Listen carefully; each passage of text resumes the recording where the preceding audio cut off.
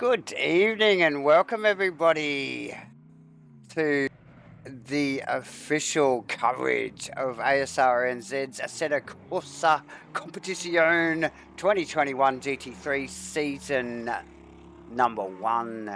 And tonight, another Enduro, round 6 from Silverstone. And as usual, good mate and ever the wingman, J-Man, is right by my side. How you doing, mate?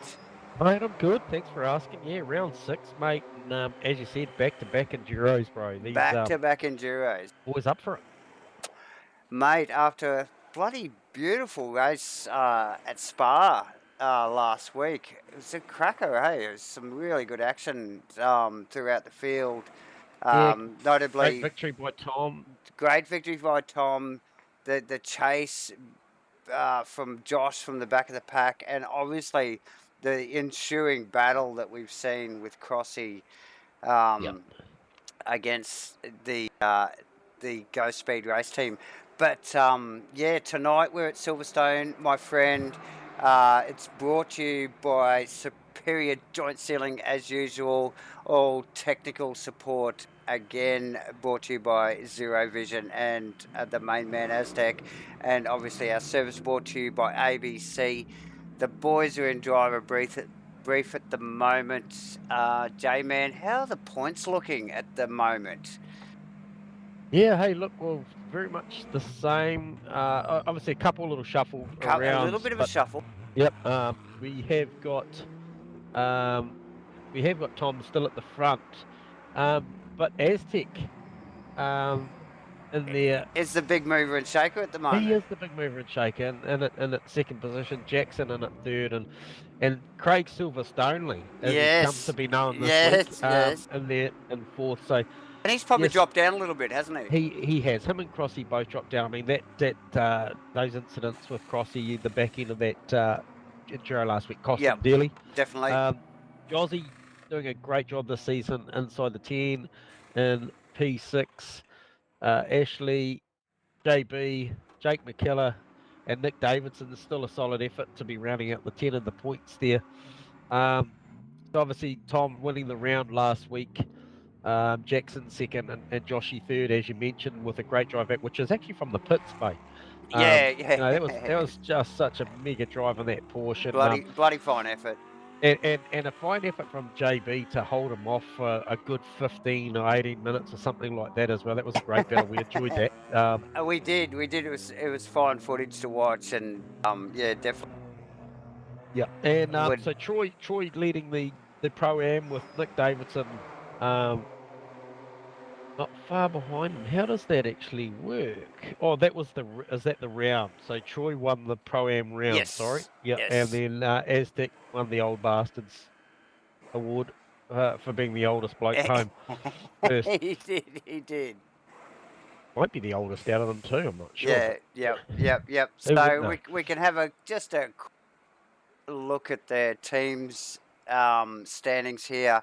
Really not too much to report there, really. The old boys dominating, eh? Yeah, Go Speed dominating, and it has done. And the old boy racing has probably popped up one a little bit there. Castrol Racing still in the mix, and obviously the fast and dubious cars as the boys go out for their qualifying laps. J-Man, let's just quickly pick up on that.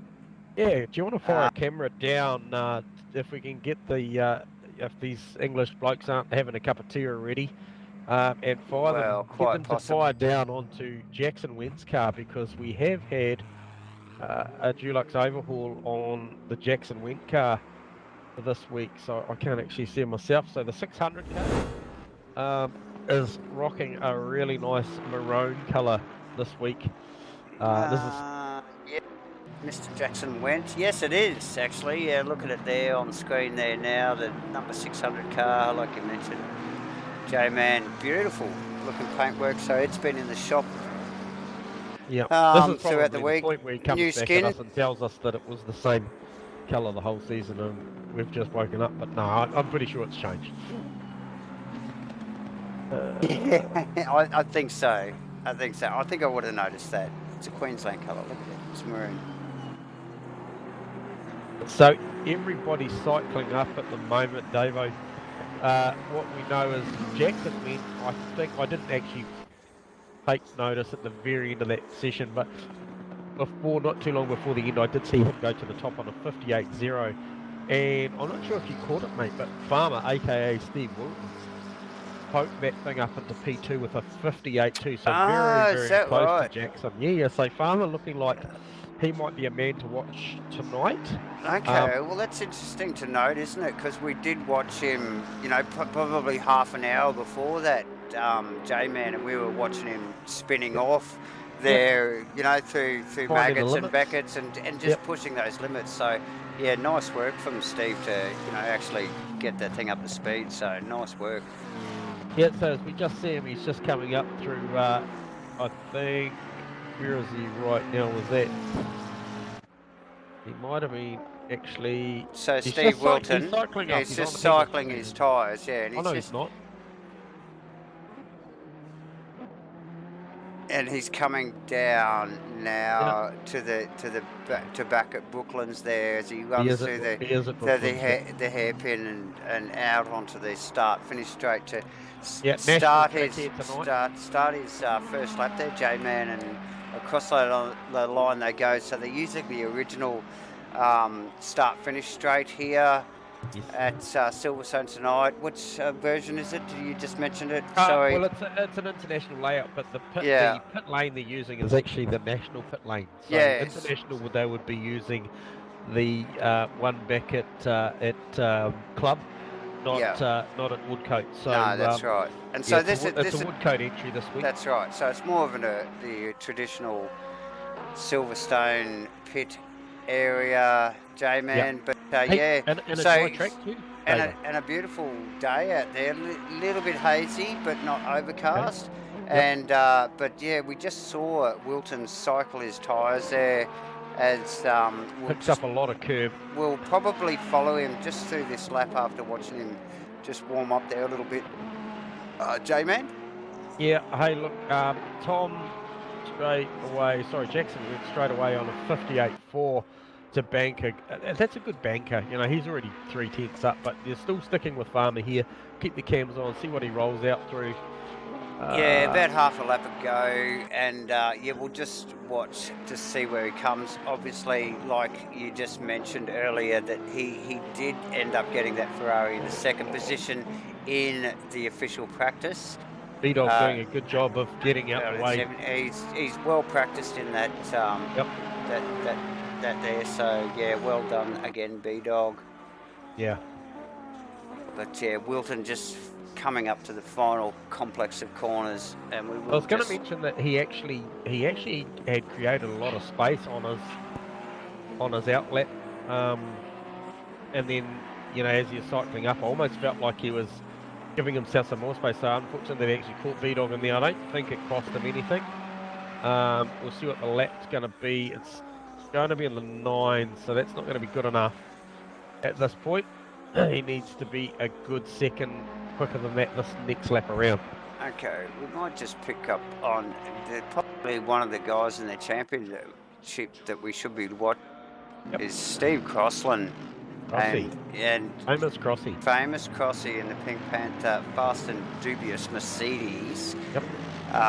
We really do want to see where this guy comes out in qualifying.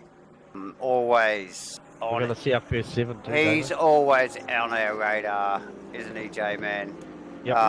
Well, at least in this series anyway. Well, he's going to have to deliver something better than a 57.981 to get to the top step. From Jackson, we saw him nearly hit that mark in official practice. I think he was good for it. He was definitely good for it. Steve Crossland half a second off. But 58.5. Still such a fast lap. Absolutely. And Stoneley, we just see in third position there with Stoneley with a 68.4. We'll pop back down. Donald, let's just see where John's popping out. Now he's back, coming out at the back of Chapel there onto Hanger Straight, so about halfway through the lap. Yeah, he's only showing a couple of tenths up, which isn't even going to bring him into the 8. So not showing a big gain. Vediger's probably showing a bit of gain, but again, Crossy on another lap also showing. Let's pick up on Satherley now, J-Man. Okay. And just see. Now, he'll be chasing his teammate, surely, won't he? He's just like, and he'll want to be in front of Crossy, and Crossy's now currently in front of him in the timesheet, so... Well, he's trending on the numbers to be front row. He's not, definitely. He's not threatening his teammate right at this very second. But he's definitely threatening the two guys in front of him. Yeah. Crossy's Stoneley are not safe on 8.4s and 8.5s respectively. No, definitely not. And we'll just watch him here as he just comes down again into this final complex of corners through the left here at Brooklands, out of the hairpin here. Oh, this might be close. And then through Woodcott onto the start-finish straight. Now this start-finish line is very close there. Bam, there it is. Puts him in second, J-Man, with a 58.203. Yep, so just over two and a quarter tenths behind his teammate. So good to see, and actually flying in formation on track. So already another tenth up, tenth and a half. So yeah, maybe the tyres just coming up for Tom now. Coming up nice, yeah. Yep. I mean, we've seen mixed bag of results between the two team cars. You know, I think admittedly from these guys, I think it was clear that Tom was probably the senior driver at FSR, and I think coming over here, the boys are enjoying their time here, and albeit Tom's leading the championship, I don't think Jackson's fully conceded to the fact that that's the team boss, and he's quite prepared to go out there and take it to him. Yeah, well, whatever the situation, Jackson definitely delivering, isn't it, mate? And yeah, no Joshy today, mate. Yeah, that's unfortunate. We did talk off air earlier, and noticed that Josh wasn't around for official practice. So yeah, unfortunate after a really, really nice and really solid performance last week, man. It was really good to watch. Him come from the pit lane and work his way through that field. Albeit over 2 hours, it still just takes a certain level of dedication and concentration to actually push for that amount of time to come from the back. Crossing threatening the front row as we speak. Might look for a little bit of draft from John McDonald as they come. We'll definitely pick up on that. Yeah. So he's about 3 odd tenths on average up. I've seen him as good as 4 tenths in this lap, which he's just about at now. So, he has a big coming out very wide out of Luffield. Out of club there as they run down the new start-finish straight and into Abbey. Yes, you're right. Sorry. Yep. Very quick section of track. No, that was Luffield. Oh no, that is Luffield. That's right. Luffield, so where did he poke himself up to there? It's a 58.3. It wasn't his quickest lap though, was it? Stayed stationary. No, but he was some 4 tenths up before the slide. I think he was definitely going to the front. So he just wicked it up at that last corner there, wasn't it? But did he put a mark on those tyres, or is that going to affect him? Well, good point. And we did again talk about tyres a little off air in official practice, J-Man, and we saw a few boys. We saw a few of the top runners spin, and you made mention that they've got to use those tyres somewhere throughout the weekend, and you just wonder whether they're using them in qualifying now, mate. And we heard last week about guys using used tyres. Yeah. Because the whole thing is if you bank on starting on a fresh set and you're going to put a fresh set on it, stop 1, and then another set on it, stop 2, that's 3 sets of tyres out of the 5. Yeah. 1 for practice, 1 for quali. That's your tyre bank done.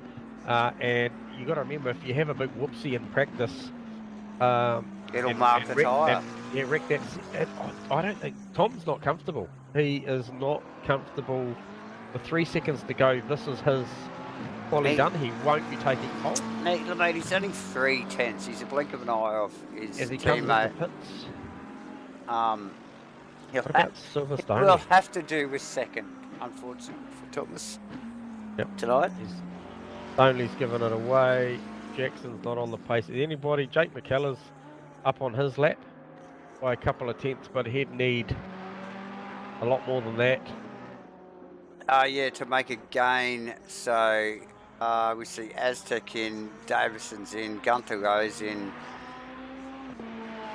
Wilson's still out, Josco in. A lot of the boys coming in now. They've done their dash. Their qualifying's over, but we do have a little bit of a rundown time here. So that lap just saw Jake McKellar come up to P6. Oh, it did, and that moved him above John McDonald there actually too, J-Man. So yeah, not a bad positional change there, really. You know, like that's you know, John's not the easiest guy to get by. So to have that Ferrari in front of him, I'm sure he'd be happy about that. So only one man in the sevens for this qualifying session. And who would that be? Now, Jackson was doing official practice times of 58 zeros. We knew it was coming. It was inevitable. And just pushes the limit and just, you know, like when it counts, mate. And in qualifying. And, yeah, 57.981 from Jackson went. Well done, Jackson. Yeah, it's a brilliant lap.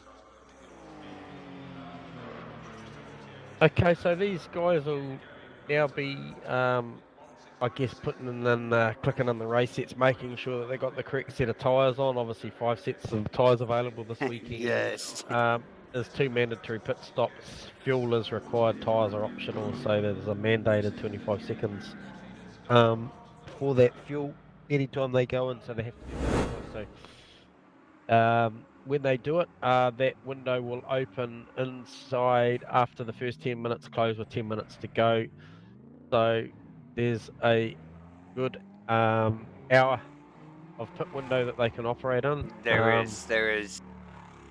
As we see, once the session clicks through, we will get a read on the conditions. We saw the track only get up to 13 degrees there with an ambient temperature of 15 degrees with around 10 kilometers an hour of wind in that session. Welcome to the viewers tonight. Appreciate your support. Of course, as always, subscribe if you miss us on Twitch.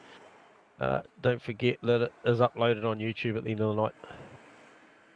It is, and as usual, thank you very much to ABC Tech for providing the servers and keeping the show running, as well as Zero Vision and Aztec himself for all his hard work. And the series, which we are now 6 rounds in, this is the 6th round, brought to you by Superior Joint Selling for when quality matters. Yeah, J-Man, back-to-back Enduros. I don't know if we've ever. I don't think I've ever seen it either. It's I flicked through my paperwork here. I just cannot just see that. I've got to get on the Wikipedia. But yeah, no, just it's a bit unusual, and it's going to be a bit of a stretch for the boys. 2 weeks in a row, 2-hour races, 120 minutes. The cars get onto grid. Same start, Davo. So.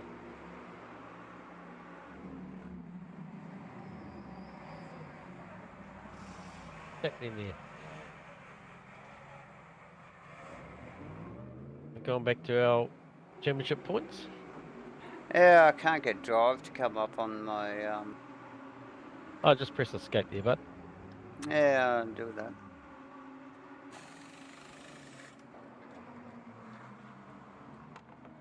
Well, there you go. For those who missed the start, it's a brief on the current standings. Tom Satherley leading, Aztec in second, Jackson went in third, so there's your top 3, and Nick Davison rounding out the 10.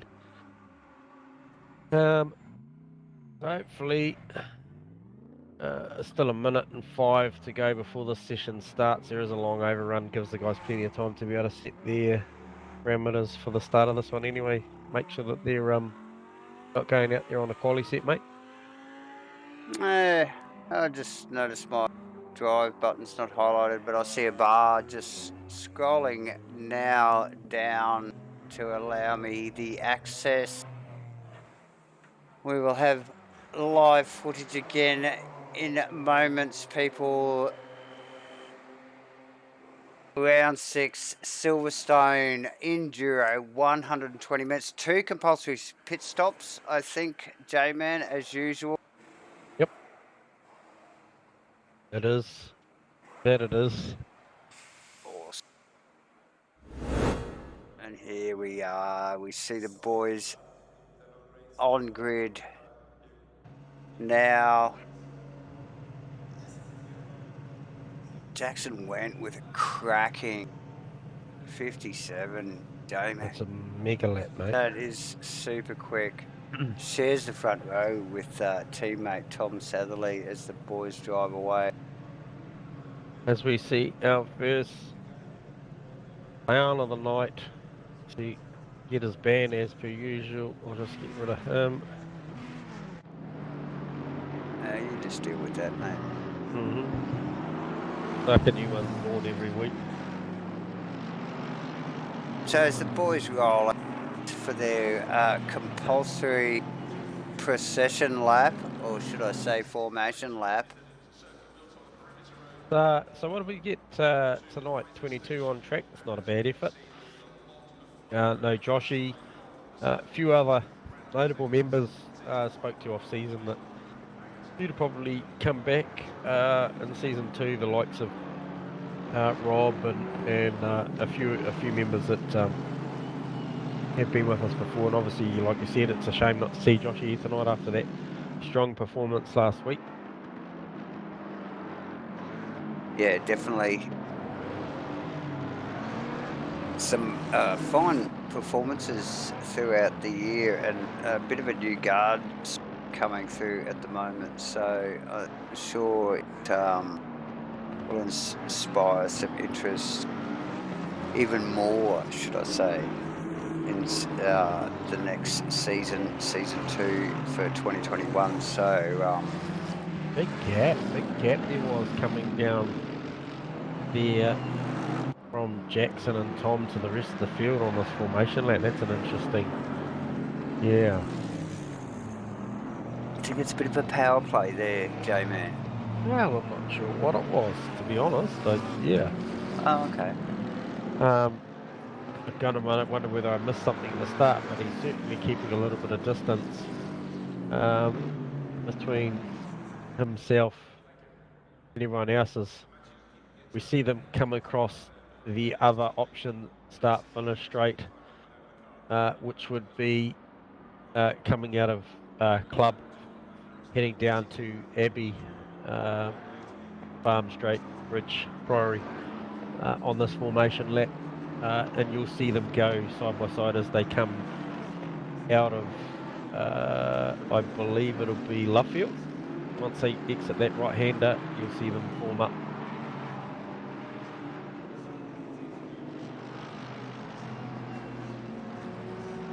Yes, big gaps, big gaps. Yeah, big lap, J-Man. So only halfway through the lap there as they come across that start-finish line. So yeah. So looking forward to the start. Shout out to outside of the stream between this week and last week. I just take the opportunity just to just share that I jumped in with the boys at Hardcore and yourself, Dave, on Saturday night last week to go and turn left for an hour, which was a heap of fun. Yeah, that was easy. Sort of. Yeah, I don't know about easy, but it was fun. Yeah, so shout out to all the guys that make it happen over there at Hardcore. It was awesome. Yeah, definitely, and thanks for popping in, J-Man. Yeah, oh, it's good to be able to bolt the wheel on. Yeah, more heads the better. As we see the boys form up now nicely, and a nice tight grid, so not the easiest. Good. corner to get this sorted. See a few of the boys struggling, just trying to get there. Up around the back, Jozzy and Steve-O, they were just trying to sort themselves out there. They were. They just got to watch their overlaps here. They don't want to get caught out here. So that only car just needs to just get himself up there. Ashley with a strong qualifying as well as Aztec. It's going to go green any moment here. Here we go. Round 6, Enduro, Silverstone, J-Man. Yeah, just watching. Nice clean start from Jackson. He gets a little bit of a wriggle out of one. Puts his teammate got him there. It looks like Satherley's got him straight away with Crossland. All sorts of pressure. Crossland up the side. Looked like he nearly was going to go out the edge. Stoney rounds him up. Stoney's rounding him up. Stoney, cold tyres, not comfortable at all. Stoney got in the grass. Oh, Crossy not happy at all as we see the two McLarens of Ashley Vediger and Aztec coming through with McKellar. Yep. And who's that? Is that Wilton? No, that's John McDonald, the sister car of Wilton coming up behind. Cracking start. Mega. Unlucky for Crossland. JB on the move as well. Very unfortunate. Crossy. A little bit of a touch up there, so unfortunate there.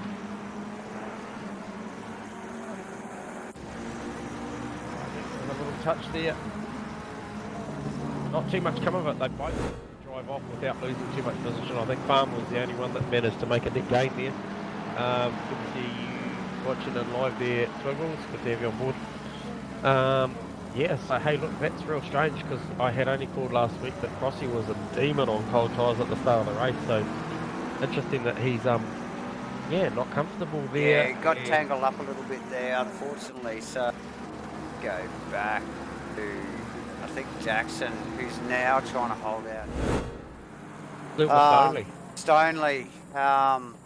Now already lost a position to Thomas immediately, and we had down the inside. Had Crossland put the same pressure on him as Stoney's putting on now. Just enough to balk him. He's got that done. He's down the inside and got the inside line. Strong. And we know how tidy the Asrnz is. It always looks so comfortable. We know that Jackson's cars look nervous.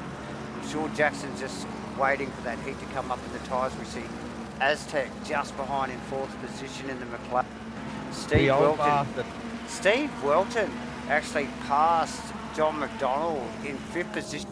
Something's that was that they had with Crossy there. So McDonald Crossy there, but John not actually losing too much from Ashley Vediger and Seb John's car.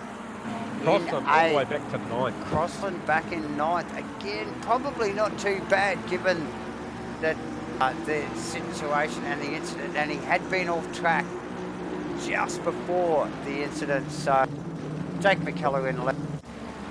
What's the gap? We need to keep an eye on this gap as well as this thing unfolds. Damien Jones in 11. 2.1 seconds up the road is Tom Satherley from Stoney. So need to just keep one eye on that margin to see if he can actually bring that back a bit. Or is this going to be another Satherley show where he gets fresh air early and checks out? It's a long night, and Stoney having all sorts of wiggles too, mate, through Cops. Yeah, definitely. No, it was actually the old part. It was actually down in through Abbey and Bridge. So yeah, tough as Stoney just coming to grips with his tyres there as we just watched Damien out of the back of Damien Jones's car with Gunther Rowe, 10th and 11th position. Yep. Aztec putting a lot of pressure on Jackson as we speak, mate. Gunther just all kinds of side as he pulls it back together. A few of the boys actually a little bit sideways out the back there. Oh yeah, he is attacking. Aztec is attacking hard. Yeah, Yeah, so Aztec and one of the other McLarens there, yeah, just starting to lean on the back of Jackson. Both Aztec and Jackson, you know, like consummate drivers, they know what they're doing. Jackson will be a difficult cookie to get past, so I'm sure Aztec's probably just sizing that up, reading, you know, his strengths and weaknesses over this next few laps before making his move. But yeah, definitely starting to lean on the back of the 600, number 600 McLaren there.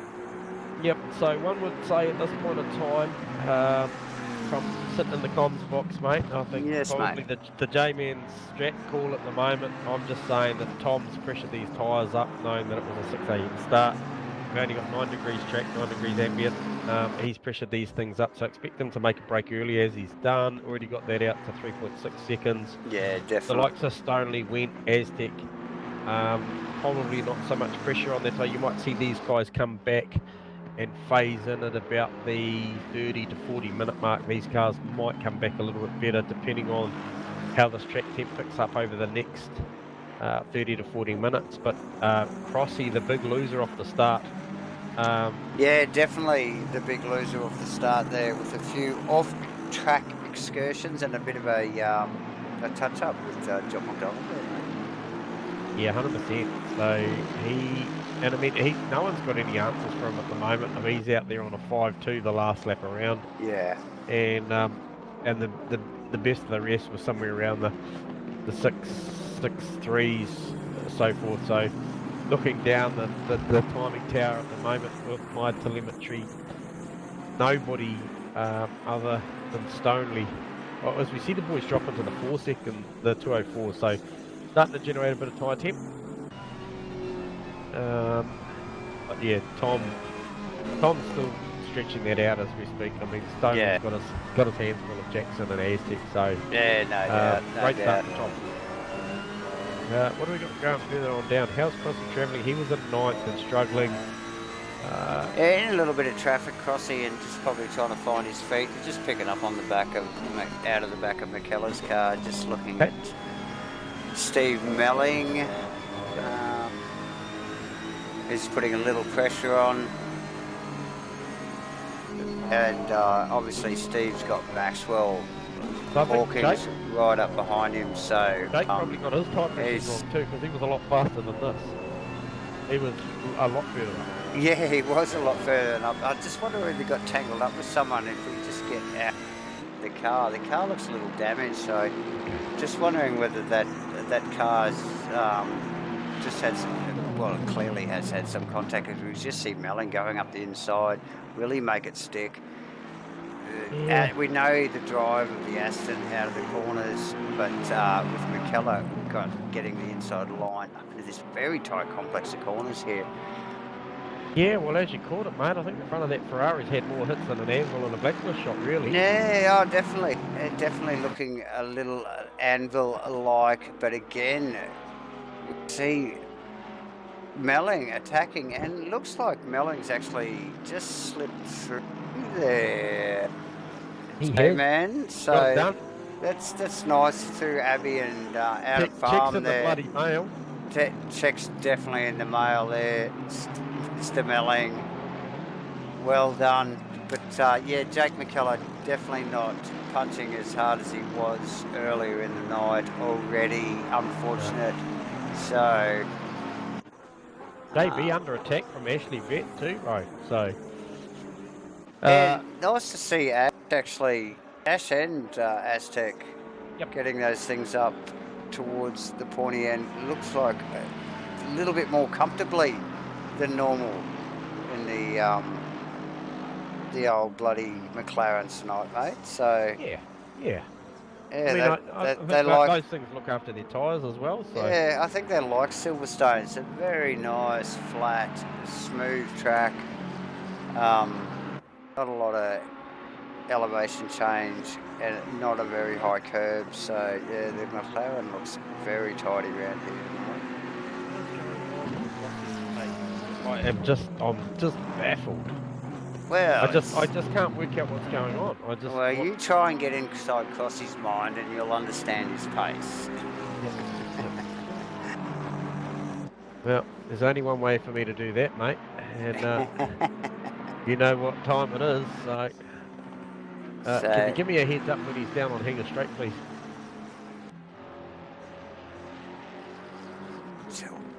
Steve Crossland, here he is. Where is he at the moment? Okay, so he's just coming into Cops. I call it Corps. No, it's not. It's actually Farm. Nah, he's coming through Farm, about to head down to Priory and Brooklands as we see the pit lane open. We might let him just come out of Luffield. And he's a bit of a big moment through Cops and even Maggots and Beckett's, to be fair, so I'm sort of struggling when to grab him. Yeah, it does look like he's just sitting in traffic at the moment, and he's got no pressure from back or front. Doesn't look like he's attacking or defending, and literally just trying to find his feet. The car has a little damage on it, been tangled up a little bit. So yeah, I think he's just chilling and just trying to find that balance in the car. Maybe the tyres are just not right for him at this stage, because we know when he's hooked up he will push extremely hard, so and he's definitely not doing that at the moment. So, and one thing I know too historically is Crossy does watch the streams back on a Friday, so he'll clearly watch this and know that I gave him enough time to get round here as he comes out of Chapel onto Hanger Straight, and I'll grab him now just when he gets this little bit of a brief straight to run through. Crossy, sorry mate, we noticed you've gone backwards. Is everything all good, mate, or you're struggling for tyre pressure? Yep, tyre pressure actually went up as well. I saw how cold it was, and it's just like ice out there, so just happy to keep it off the wall at this point. Once it comes up a bit, I should be able to make some ground back, hopefully. Yeah, hey, look, we know how much pace you've got in that car when everything's working properly, mate, and it's a long night, so I don't want to upset your rhythm too much, mate, because it was a pretty hectic start. We just see you have another little wiggle there, mate, so I won't hold you up for too long, but we expect to see you press back through the field as the night goes on, mate. Good luck. No worries. Cheers, man. Bye.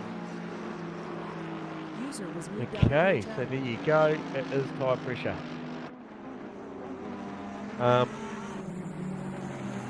Yeah, wow. So what's our mate Satherley? What's he got that out to, Davo? So just watching there as we were talking across, and we've seen we've just seen Stoneley get past Jackson went, or we've just missed Jackson, lose a position to Stoneley, and it looks like Aztec's pressuring for that, so he was already in front of him. So those three cars are inseparable at the moment, aren't they, J-Man? Got a copy, Dave? Hello? Yep, no, gotcha. Stoneley was in front of Jackson. Anyway, so did Jackson get back past him? Oh, no, sorry, I didn't realise. Okay. No, I was just wondering if I missed something while I was catching up with Crossy there. So that's a very tight little battle at the moment. Yes. He's actually vulnerable to Crossy, isn't he? Well, I don't know, actually. Everybody's vulnerable there, and is Jake McKellar who's vulnerable to Crossy? Oh, so what's going on there? Jackson around the outside, is it? Definitely Jackson around the outside there. Wants to make a slight bit of contact there. So they come into this very tight little left-hander here. Yep. Stoneley looking for a switchback here. Switch back, and then there's still another left-hander. Aztec looking to capitalise here. Well wide. Very wide. Still holds the position too. Very close bunch of cars here. Look at this. Into Abbey. Through Farm. Down into the hairpin at here at Village. Stoneley goes to the inside. Does. Oh, very close. Very close. Nice, tidy stuff. Again.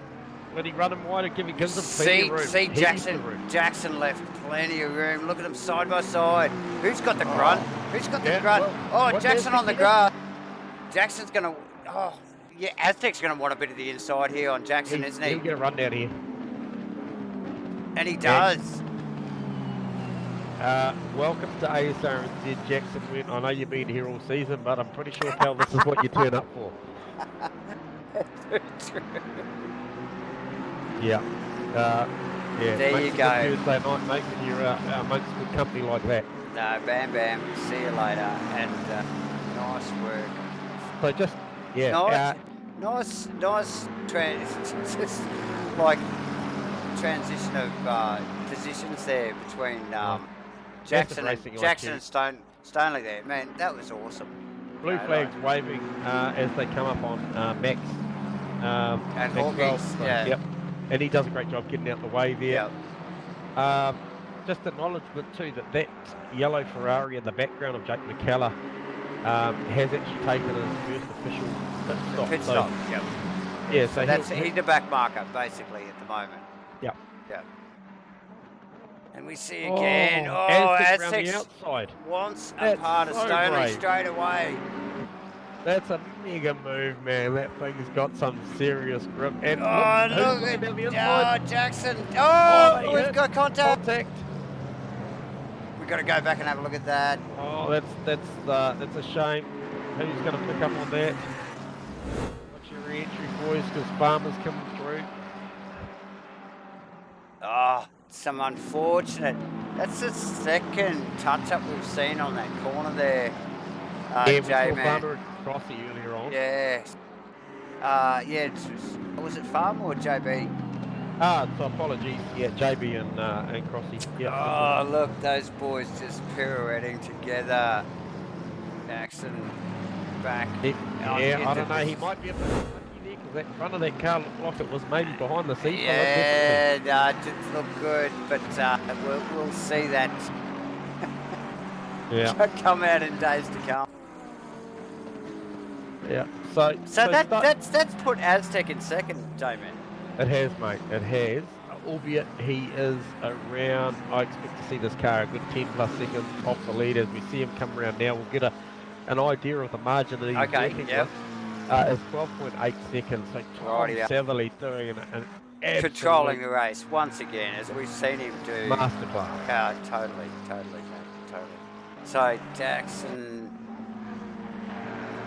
into the that's put Wilton up in front of Stoney, because Stoney was tangled up in that little mess there, and you called it. Just watch the re-entry because Farmer was coming through, and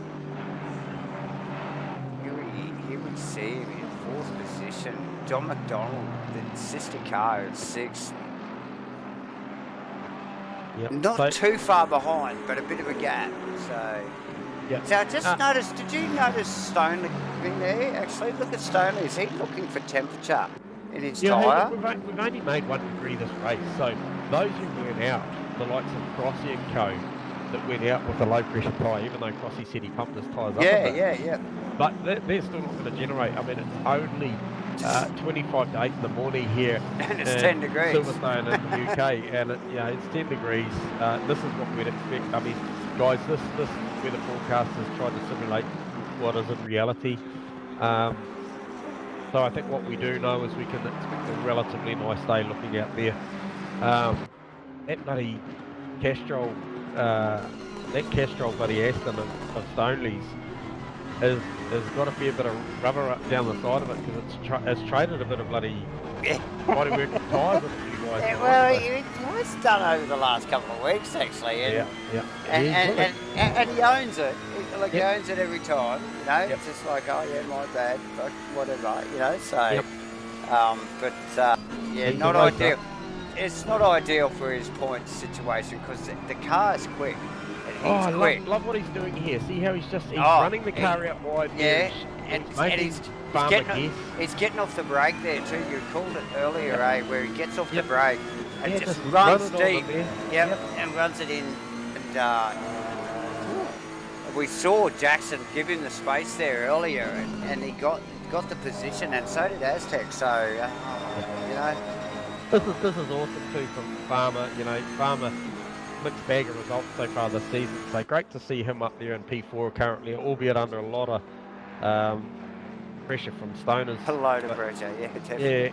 Yeah, he's up for it. You He knows what it's about, mate. He's an ex-NZ champ in the kart. So. Oh yeah, look, he's probably used to this stuff. They're a lot quicker pace than this too, really, in reality. So, in scale, should I say, not reality. I tell you what, I'm still just thinking back to the move that Aztec put on the mode before that unfolded, and he threw it down the outside at bloody Stowe. Yeah. Of all corners, you know, Stowe's a, you know, you've just come off of English straight at what 260k an hour or something, 270, whatever it is, and then it's a big move. It's a big move. It's brave, mate. So, see the guys are picking up a little bit of pace. Definitely. Stonley. Sorry, mate, to interrupt there. I think he might have just threw on. He did too. Just nicked Wilton. Got a replay on that? And yeah, just again does the just easing off the brakes into those hairpins. He gets that little flip flop, bam, bam, and he's in. Farmer not too happy about it. He's giving him a flash of the lights too. I wouldn't expect anything less, as we see on the replay. Bam, just lets it run out there, right? Just lets it. Oh God, it's very. One of the V8 supercars drivers do it all the time. So. Gisbergen, yep. Oh well, plastic for it, especially at Bathurst. So. Yeah, well done. Nice work, Stonley. It's assertive but accurate. Yeah. And zero contact and all legal and Farmer agreed to it though. Good to watch. Yeah, with the flash of the headlights. He's happy with that. Let's just flick back. Just see Crossy in the background there, J-Man. Let's just pick up on where he's at. He's still in 9th. He went back to 9th after the last incident. He hasn't made a lot of a game, but he's actually sort of starting to push. It looks like a little bit more, and is sort of ranging up on the rest of the field there. Or those guys just coming back to him a little bit, you know. Again, you know, it's hard to say whether people are coming back or going forward. No, he's on the move. Last lap round, he played a 2:02.3, and those guys were in the 3-second bracket, the 2:03. So he's definitely about a second faster than them at the moment. Yeah. So maybe those tyres coming up as he looks to put a lot of pressure onto Josco, Jossie, as they come down into. So that will be down into. Now just watch this. See if he does the move like Stoney. No, he just stays away from him there. Yep. Stoney would have been in there in the flat. Oh mate, he would have picked Jossie's pocket so fast. On the way past. Yeah. Yeah, he'd have taken his watch and his wallet.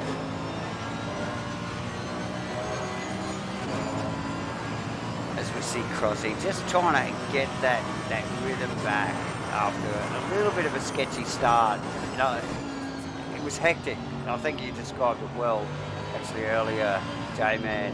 It was just a bit hectic, and particularly for Crossy, mate. You know, like he probably came out of it worst out of everyone, didn't he? Really. So I'm just going to grab a guy that's had a great start to the race as he comes down onto out of the Chapel Curve. I might have put him at the wrong time, but I am going to grab Aztec for a quick word here as he comes down. I think maybe onto the Kangaroo straight as we speak. Great start to this race, Aztec. You did call it earlier. You did tell me that you would be talking to me.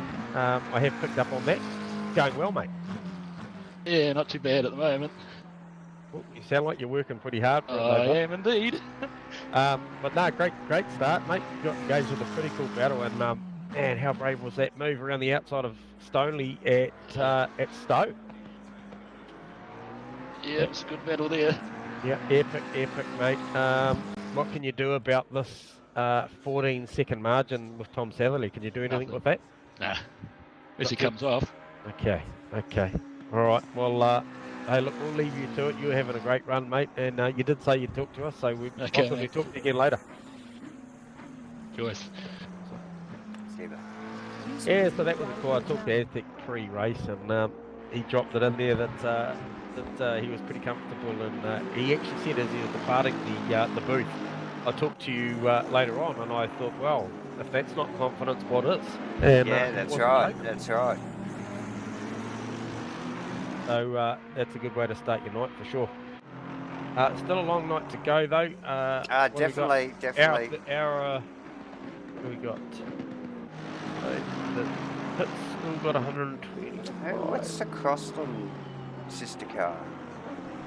Pete Epsey made an official stop, I believe. No, he has not. So why is he so far back? Yeah. Just noticed him. He's on the back of. Is that Jackson's car? Yeah. And he hasn't actually made official stop. We've got official stoppers. We've got Hawkins, McKellar, Troy Wilson is actually on track. Is actually first of the official pit stoppers. He's P18. He's around about 35 seconds behind Aaron Enright. Aaron actually having a pretty quiet night by his standards. Steve Crosland in the pit. I'll have a look. Yes. Yeah, copy that.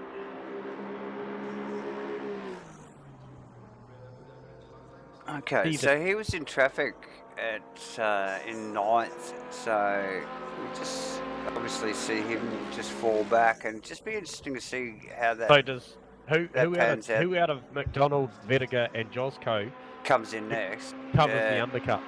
Well, we just look at McDonald now with Ashvet right behind him. Josco actually a little bit further back.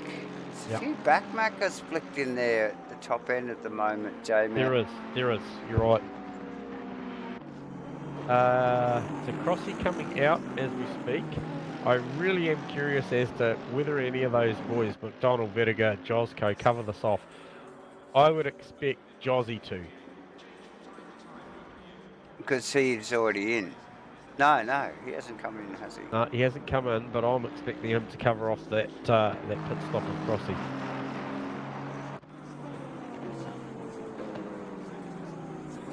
Well, let's just pick up. We might just pick up on Josco actually and just see how that pans out as he just comes into the final complex of corners. But like you're right there, J-Man. He was with Crossy at the time. He might take that as a cue. He doesn't. He carries on. He might want to run long here, but still 2 compulsory pit stops. So they, at the end of the day, they've still got to. They've got to pull in twice. So Jossy's car's looking really tidy, J-Man. No contact at all. Good looking paint this week on the Gunther car. The Stormtrooper look. The black and white. Yes. Yeah. I don't mind that. I think the cameras picked up on that a little bit earlier. Yeah, Gunther's struggling a little bit here too. Again, I just wonder whether he's got a temperature issue or a pressure issue. Tyre-wise, I mean the track temp's coming up, but it's god awful slow. You know, it's like what are we up to? 11 degrees now. It's only just lifted a couple of degrees since the start of the race. Yep. Still a little over an hour and a half to go, J-Man. Yep. Moses is making his way back up to Jackson Wicks, I might add. That gap is actually shrinking. He's only 2.9 seconds off of the back of him. He did run 4 tenths quicker that last lap. The only man on track into the 59-second bracket was Craig Stoneley. So our current leader only last lap ran his best lap of a 2-minute 0.5. So a good 6-7 tenths ahead of him was Stoneley that last lap to be the fastest man on track. Yeah. So she's not all she wrote there for... No, still a long way to go. Long way to go. So, lots of pit stops to make. Well, what do we got there? I saw a pink Ferrari stationary on track. And it is broken sitting in the track. Pete Epsey. What is going on? Oh, that'll be a pink Mercedes then. Yes. Yeah, pink Mercedes. What is going on with that car? So that is live and actually on track. as we see a few of the boys dodge said car. Oh, who is that? Is that Steve Melling, is it? Oh. Yeah. We wonder what's wrong with that. It doesn't look like a disconnection issue because the car is actually still live on track. Yep. But stopped. We wonder what's going on here. We've really got to just stay on this just quickly, J-Man. I just... Oh, there's a few more boys. There's Kenny Simpson running past. So that's the arse end of the field there. Something Hang on. just changed with it there, I think, potentially. Here comes Crossland. Assist the car. Round. The car doesn't look like it's moved, J-Man. Oh, something's going on. I'm not sure. Oh, look. Stoney definitely pulled another second out of that gap back to Jackson. So that position for P3, as I know we're still very much keeping up to date with what's going on with the Pete Apsey car. Yeah, that's a really, really dangerous spot too. Apsey's surely, if he knows what's going on, the boys will be letting him know via TS at the moment. Hit the escape button, mate. He's got to get that car off the track. Yeah, if this is going to get bad. Yeah, that's 2 laps now. I've seen the boys go past J-Man, Stoney, both Stoney and Jackson already passed again, Thomas. Yep. So we see John McDonald again, McKellar. Oh, it's so close. That car needs to get off the track. John McDonald in the lane. John McDonald in the lane. Luckily, no one's had any contact as we... What happens with Crossy? We'll just jump to John McDonald just quickly there from Davo in the chopper. Yep. And, yeah, watch him roll into his pit lane. Yeah, so it'd probably be a good time to put the camera on Steve Crossland and just see how aggressive this lap looks from Crossy, because I can tell you now, if he's made good, which he has, he's been running significantly faster than John McDonald in the last 2 laps. That the Crossy car... I don't think it was close enough, Jamie. Oh, I do. I think it was. He's borderline getting ready to break into the 59. He's only coming down hanging now, you know, and... Yeah, this will be a 59 second, a minute 59 lap, and I tell you what, John was under some pressure from Ashley Vett, so, I mean, if he doesn't get him, this will be a battle. John McDonald out. Okay. Bit of damage on that feather too from early on. A little bit of damage down the side of it. Where is Crossy? Comes out behind the Kenny Simpson Ferrari. That looks like... Has Ashley stopped as well? No? No. He's behind. Where's Crossy? Okay. So, back with Crossy. Need to get up in the air. So how big is the margin? So there's JB. He's coming down into Stowe, and Crossy is coming down Hanger Straight. So it has closed up significantly. I'm going to say it is 6.1 seconds the margin between John and Crossy. So yeah, you're probably right. He hasn't made good, but he did run a 59.5 to be the fastest man on track by a fair margin. Yeah, nice work, Crossy. Obviously, his tyres have come up to the desired level, J-Man, and we know when it's like that. Crossy will always push. He'll always push hard if his tyres lend itself. So, yeah, nice work. So Stoner's on the back of Jackson Went now, as I just see you were looking at John McDonald rounding up. Is that Kenny Simpson? Yeah, Kenny Simpson. He's just ducked out of the pits behind Kenny. I don't think Kenny stopped. So, but Kenny Simpson, I'll tell you. And that's Ashley Vettiger behind. Ashley just grabs that moment as well. Yeah, no, he slips through. So back to Stoney on. And the ever ensuing chase in front of him for Jackson Went And yeah, what a carrot, mate. These guys are close in the championship. Stoney want to stay in touch tonight, without a doubt. And Aztec as well. He's another one that's actually risen to the challenge. That's probably the highest I've seen Aztec. Yes, Aztec the whole Aztec's season. running faster at this point in time, Yeah. faster than Tom. The last 3 laps, he's been quicker than Tom. Oh, is that right? Okay, yeah. there you go. So. Yeah.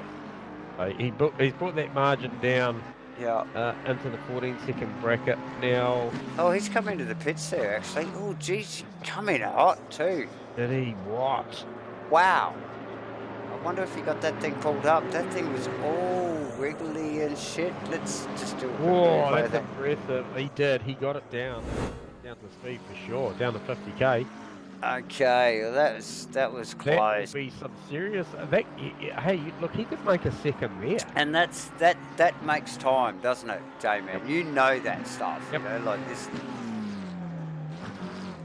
Oh, yeah. Just picked it up on the replay there, but yeah, nice Beautiful work from Aztec, and definitely lifted his game tonight, and yeah, probably the highest we've seen. Genuinely, the highest we've seen that car. This whole season, really. So, yep. I tell you, he's elevated himself in the championship. We noted earlier on that championship, so second in the championship, currently second on the road, and probably taking out to be where he should be. Yeah, and upped his game to suit it. So, nice work. Aztec just coming out of the lane. Have a look back to see he's come out. Steve O'Malley there. He'll be out of sequence. Aztec nothing behind it.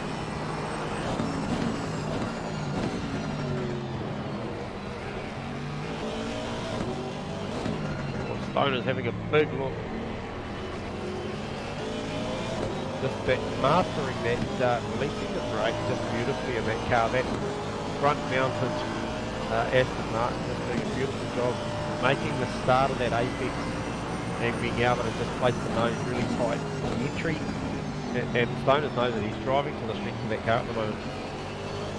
Oh yeah, you can almost see without even looking at his pedal box that he's lifting off the brake, and yeah, nice modulation. You can see the car fall into the corner, and he's able to pick up that throttle really early, J-Man. You know the deal. Nice work from Stoney, and yeah, Jackson. Mate, he's tough, you know, like cookie, so... Yep. Aztec looking for a switch back on Stevo. Super fast. Stevo hasn't taken any efficient stops yet, so didn't fight that position too hard just off tap a bit. Wouldn't have thought so. I can tell you, Gunther Rowe is in the lane, in there, hot as... Oh, very nearly skims the wall. Can you get a camera quickly over to that? Yes, yeah. A 10-second. Oh, I could get a 10-second. Well, I tell you what, it's as close to the fence as you're ever going to get. Woo! There you go, 10-second replay. There's a quickie, guys. Wow, that is absolutely pushing the limits. Nice work from Gunther to pull that up. He would have been holding his breath there, J-Man. Hey, so Crossy was behind Josy. Awesome. When Crossy came to the lane, if you remember correctly, and then it went Ashvet, and then it was John Boy up the road. So Crossy was caught up in traffic behind Josco when he decided to make his stop. So it might be the time to just pick up on Steve Crossland and see where he is in relation to Josy, who's just leaving the lane as we speak. And Crossy is comfortably round him up. Comfortably. He's actually almost on the back of Ashley Vertiger now. So expect some net gains from Crossy in this session. He's still the guy doing 59s. Yeah, I think so. He's he just looked like he just backed out of a very hectic start, like you said, just coming off the back of that start earlier. He's just really settled down as we just see Stoney come into the pits. Well, and it's good when you can really, back your face, isn't it? yeah, and just really find himself again and make sure those tyres are right. And we talked to him, we had him down here in the comms box, and he did say, it's not right. You know, like it's just not right. The tyre pressures aren't right. And And he's a smart operator, mate. He'll know when to push and when to just save. When to just back off and save his points in his car. So nice work. Stanley in now. Good battle from Nick Davidson and Brendan Rolfe at the moment too, mate. So B-Dog doing a great job holding off Nick Davidson, who is our current leader for the Pro-Am Championship. Okay, so Crossy's actually come out, and he's come out behind Aaron Enright, who hasn't made any stops. I don't believe is obligated at all to yield to him, so Crossy's going to have to earn that. And Aaron's not going to give it away. Yeah, so Crossy just come out in a bit of traffic. You won't be all too impressed about that, but well into the pits as well. As we see a few boys actually just get a bit slippery into the pits, and we did talk about this off air earlier tonight about how short that pit lane is and how quick you got to pull those cars. We'll get back and have a look at quickly. Tom Satherley, first position. Yeah, and remembering that when he went in, Aztec was in second, and there was around about a 14.6 second margin as we see him come into the lane as we speak, Davo. We do. How hard does he push? Nowhere near as hard as Aztec. No push at all. But no requirement to, right? No, not at all. And he's not under pressure from anyone behind, but we'll just watch this now as I just run away for a quick second and we'll watch Tom Satherley pit. Yeah. So just off the camera, viewers, I am looking at Aztec coming round. He was 46 seconds off the lead at the commencement of the stop. So just looking to see once this shakes out, it'll take a lap or so once Tom gets out of the pits and gets running just to see what that margin is. But we know that it was around 14.6 seconds prior to the stop. So it'll be interesting to see with that aggressive pit entry and very accurate too, the Aztec mate, whether or not he actually makes a net gain. I mean, if I see a second there, you might say some of it's on track. And as we see Tom exiting the lane, and Aztec has just come across the line. So, and does a 59.6, so that is a sharp lap. I can actually see Satherley in the distance going through. He was actually going through Maggots and Beckett's. He'll be out on, coming out of Chapel onto Hanger Straight as we speak. And Aztec has definitely made a net gain, like massively. I'm going to say massively, because they're on the same piece of real estate. They're both on Hanger Straight. I believe that I call that right, or have I got, nah, yeah, roundabout. So Tom's coming out of Stowe, he's coming down. Yeah, no, he's definitely, I'm going to say, made a gain. We'll see what that looks like on paper, guys. So, yeah. Satherley out there, J-Man. Oh, and Aztec making huge gains from where I'm looking. I could have called this wrong, but... Well, we saw Aztec very, very deep under brakes into the pit lane, and you called it... I can tell you now, he's halved the margin. It is 7.2 seconds. Down from 14.6. So and Satherley was conservative, wasn't he, into the pit lane? He was conservative. Yeah. And he's had a couple of wiggles on this outlet. So 6.9 seconds the margin. Yeah. So plenty to play for Aztec. I think Aztec should get a little hungry. Bank on this stint being similar to his last. Yeah. And if he's got the tyre in the right phase, we could have a race for one, for sure. At the end of this thing, because we know Aztec plays the long game very, very well. He does, and nice work, like we mentioned before the break there. That Aztec definitely lifting his game. Was he still talking about lifting their game? Steve Wilton just sitting in first at the moment without a pit stop yet. He's in the pits now.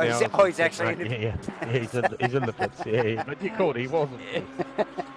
While you're away, we did miss, Jackson and Stoneley that position didn't shake out and changed, and Stoners ran off down the road, and like, when he ran off doing a 58.5, so nobody else on track doing a 58. Wow, yeah, so nice work from Stoneley. Wilton out.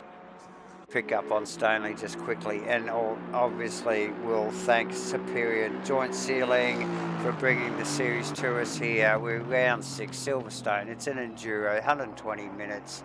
Asrnz, GT3s, ABC Tech for our servers, and Zero Vision for all of their technical support. Thank you very much.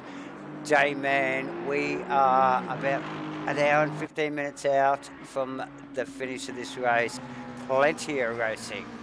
Plenty of racing left. Mate, I'm getting excited. I'm getting excited for the old boy because he's just trimmed another 10th out of it. And you're talking Aztec again, aren't you? Obviously, the old boy. 100%. Yeah.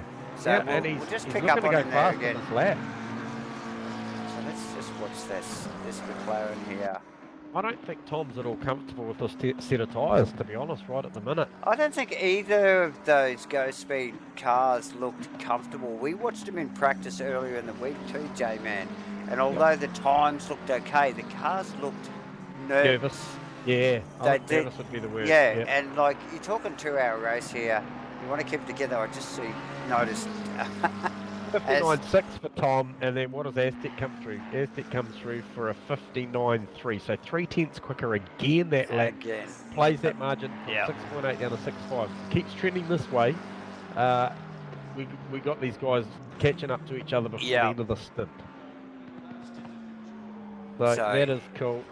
Notable other things happening out on track at the moment is that after those stops shook down, I can't remember, but did McDonald Vertigo change position? Was Ashley in front of John prior to those stops? Or did it go McDonald Vertigo Josco, which it now goes McDonald Vertigo Crossland Farmer. Okay. Oh, as we just catch Farmer spinning, what is going on there? Can we get a replay on the 74 Ferrari of Steve Wolf? We definitely can.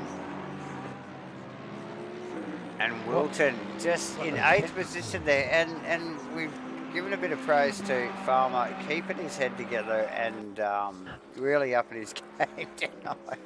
So has he picked up a bit of curve? What is going on here? But we did see him in early practice, J-Man, picking up a bit of inside curve as he does there, and spins it into, I think that's that is turn 1, isn't it? It is. He's gone into cops really, really fast, picked up too much curve, and unfortunate Farmer, shit buddy, that was a toughie, so come on, up you go mate. So both Southerly and Aztec both responding at the moment with putting in their personal best magenta sectors in this lap. So no doubt. Tom around for a 9.5 and Aztec about to cross the line for a 9.1. So another net gain for Aztec. It's a little bit of fucking Tom and Jerry, excuse my French, going on here, but it is. And I just noticed the pace out of the sister car of Aztec too, the Ashley V car. And good. Mate, he's well up on JB. Well, just well up on his position. 100%. He's like over the season, he's doing well and really solid performance at the moment. So these boys have these McLarens well hooked up. Yeah, 100%. And was that Kenny Simpson I saw in the foreground? Something going on to Kenny there? What is going on, Kenneth? Jay, where are you, buddy? No, we're all good. I must have been seeing things. Just take a minute just to welcome our viewers watching live. I see there's 6 of you in there. Yes, welcome everybody. If you want to say good day, but hey, look, appreciate your support. Love bringing the streams to you, Dave and myself. Absolutely. Last year watching this 2 hour at Silverstone, round 6 Asrnz. Exactly. And look, if you don't get to catch up with us live, J-Man, you can always watch us on YouTube or videos all videos go up to YouTube later. So yeah, gives that boys racing actually a chance to look back at what's going on in and around their race. So here we are, just still picking up a little bit of action from the back of John McDonald's car. Yeah. Just jump in on Ash Vet's car and just watch him attack the back of JB. And, just watch how he pedals this McLaren as he takes on the Ferrari. Yeah, keep the cams going there, and I'll just give you a live update that Aztec just ran a 59.0 players Tom 2 minute .1, so I can tell you that margin now is very much looking like it's going to drop into the 4-second margin. This was a 14 or 15 plus second margin at the start of the race, guys. Yeah. So Aztec doing a great job here on the back of John too. You know, we know how quick John is, so it's great to see Ashley up there challenging him. Oh, exactly, mate. And yeah, good to see both of the OB cars this high in the field tonight. Yeah, like I said, definitely well hooked up, but yeah, well done, Ash and Aztec so far. Is that still the green Ferrari of Kenny Simpson in the fence over there? I think it is in the fence. What is it doing in the fence? Did we find out what happened to the Aspi car? We don't know. Pete XC, where is he? He's caught it a 9th, so that's a shame, Pete, if you're watching. Chuck us in the shout box, let us know what's going on there, mate, because that was a hell of a thing. Oh, mate, come on, yeah, we need to know. But, Tom Severly, as we speak, just put the afterburners on. If he presses on with this lap, we would see him in the 58-second bracket. This thing, he has just wound the wick up here. I don't know what's going on, whether he's just decided that the Aztec was starting to get too close, but he has really turned the wick up this lap. And you sort of always think that these guys have got this up their sleeve, J-Man. You know, like when they back off like that, you know, like we just praised Aztec for his gains, you know, like all those laps there. And, you know, always at the back of my mind, I just wonder whether Satherley's just got something. Well, he just had an 8.7, which is the fastest lap of this race, mate. So he's definitely got something. Yeah, he's just going, no. Apologies, Stoner's got the fastest on the 8.4. Yeah, he's going, no, that's close enough. Yeah. You just stay back there, but we're still on Satherley's car, and you just look at it. It's a very agitated car. It's a little nervous, yeah, for sure. And we see a little bit of dust come out of some of the corners, so he's using all the extremities of the track here, J-Man, and yeah, definitely pushing to get those lap times clearly. Yeah, but just quietly watching Stoner's just working on that margin up the road to Aztec too, and he's got that down under 5 seconds as well. So he's pulled that from around about 6.8 seconds down to 4.8. So he's on the move, and he mirrored basically Tom Satherley's lap time last lap round. He actually slightly better. He was a 58.720 versus Satherley's 58.730. So yeah, there's a bit to play for in this. I'm going to call it the mid phase of the race, you know. Yeah, for sure. You know, because we're approaching the halfway mark in another 7 minutes. You know, we're here for 2 hours tonight, guys. So you know, make yourself comfortable. These boys, you know, we interviewed Aztec earlier, Davo. He was catching his breath, so he's definitely working hard. Yeah, definitely. Even in a 2-hour race like this, to keep those marks, you know, like to keep those numbers going, J-Man, you know, you say it all the time, you know, like that's hard work, isn't it? You know, like. Oh, you got to be so accurate. You know, you and I went out the other night and turned left for an hour. That was tough enough. And that was hard enough. These guys got to turn right as well. So and use the brake pedal. We didn't have to use the brake pedal. So it was certainly the guys are doing a great job, and it was a pretty good recovery comeback from Crossy as well, as he's sort of running in that mid 59-second bracket, which is seeing him being, you know, a good second, a lap faster than Ashley, John, and Jackson at this point of the race. So yeah, and you think J-Man that Crossy's just looking after his championship there a little bit at the moment. Yeah, and look, hey, I still place him top 5. I think he's good for a 4th or a 5th tonight. Yep. Once all the pit stops measure out. Yep. If he doesn't make any mistakes and he gets these tyre pressures right, I just like, mad respect to John and Ashley and Jackson, but I just don't think that the McLaren of Jackson and is actually. It's not that comfortable. I don't think John just hasn't got. John hasn't got the pace that I thought he was going to have tonight. The car looks solid, but the pace isn't there, isn't it?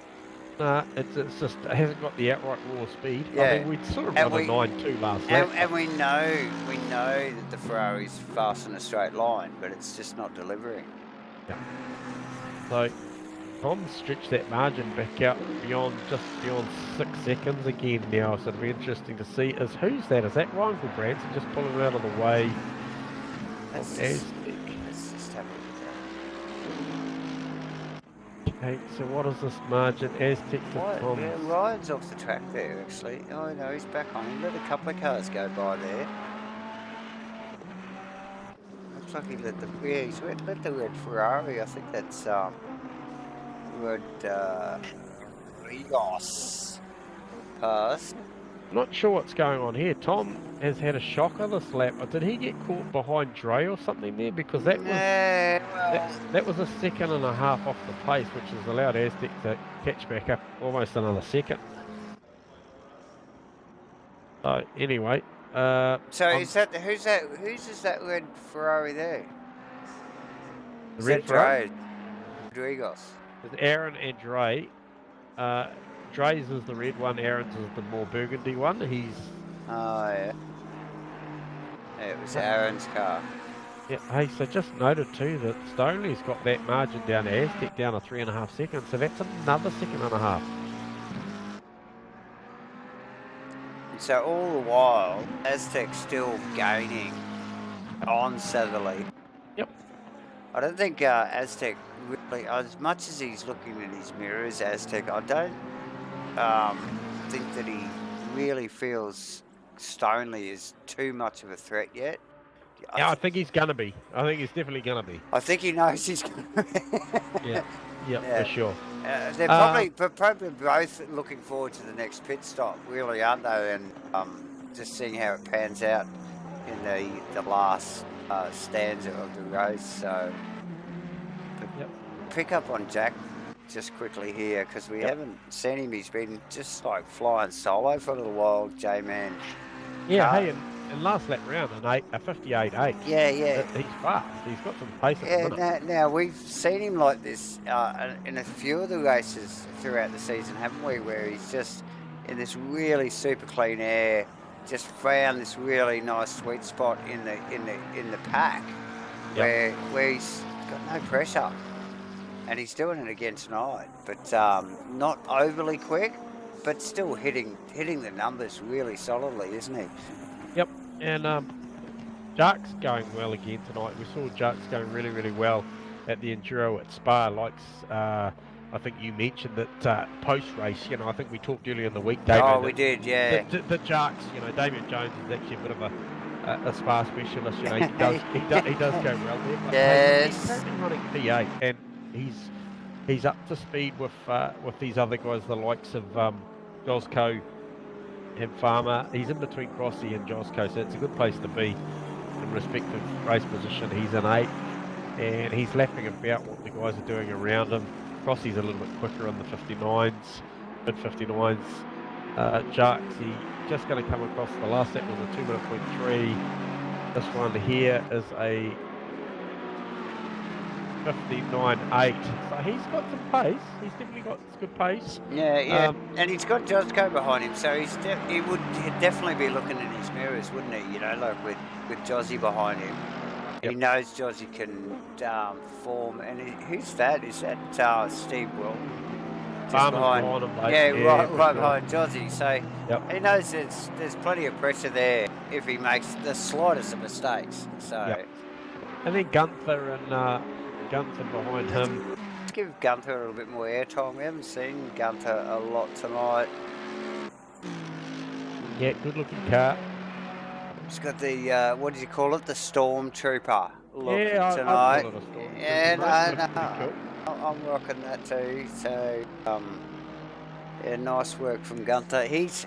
That car's looking nervous tonight. I saw it earlier in the race there. I think we picked up on a little bit of it on the stream, but a little bit nervous, a little bit taily. I just wonder whether he's had enough practice and got his set sorted, and those pressures, those ever critical pressures. Man. How important are they, eh? Yeah, definitely. What's the track temp looking like now? So we've gained a little bit, but it's 13 and 16, but it's not overly thing. And I just want to note too that Jake McKellar's the first of the guys out there that has completed his 2 mandatory stops tonight too. So he's just up the road in front of McKellar. Of Jones, Roscoe, and Farmer. Yeah, and done his 2 stops. Done, mate. He's done for the night. He's done. So it's just a ride at home, and it's a long roll home actually. Look at these guys. We just clicked over the hour mark. So look, this is an hour worth of fuel and tyre. And the top 3 cars separated by just under 9 seconds as well as we speak. So, 9 second in the 2-hour race over the podium.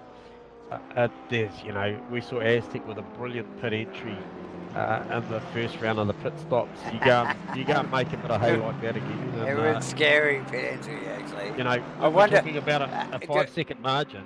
If you go and make a margin like that again, all of a sudden it starts putting you in the toe. Oh, no, definitely.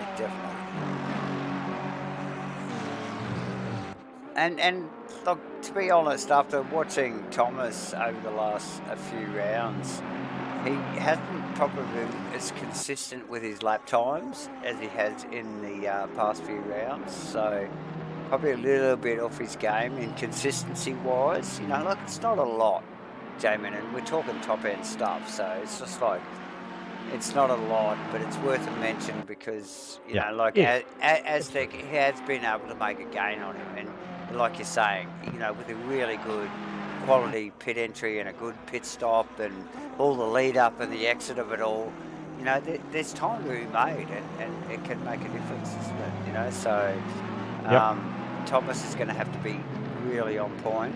Going to have to be very accurate. The last post pit stops, or even during the pit stop. So the pit stop entry, exit, and then the out lap, the in lap, one the thing out we're lap. going to mention too, Davo, is that when you're around that 5-second margin, you know that if you make a pit stop breach at Asrnz, it is worth 5 seconds. So if you're somewhere around that 5 seconds and you get a post-race 5-second penalty for a pit infringement, you've all of a sudden played yourself.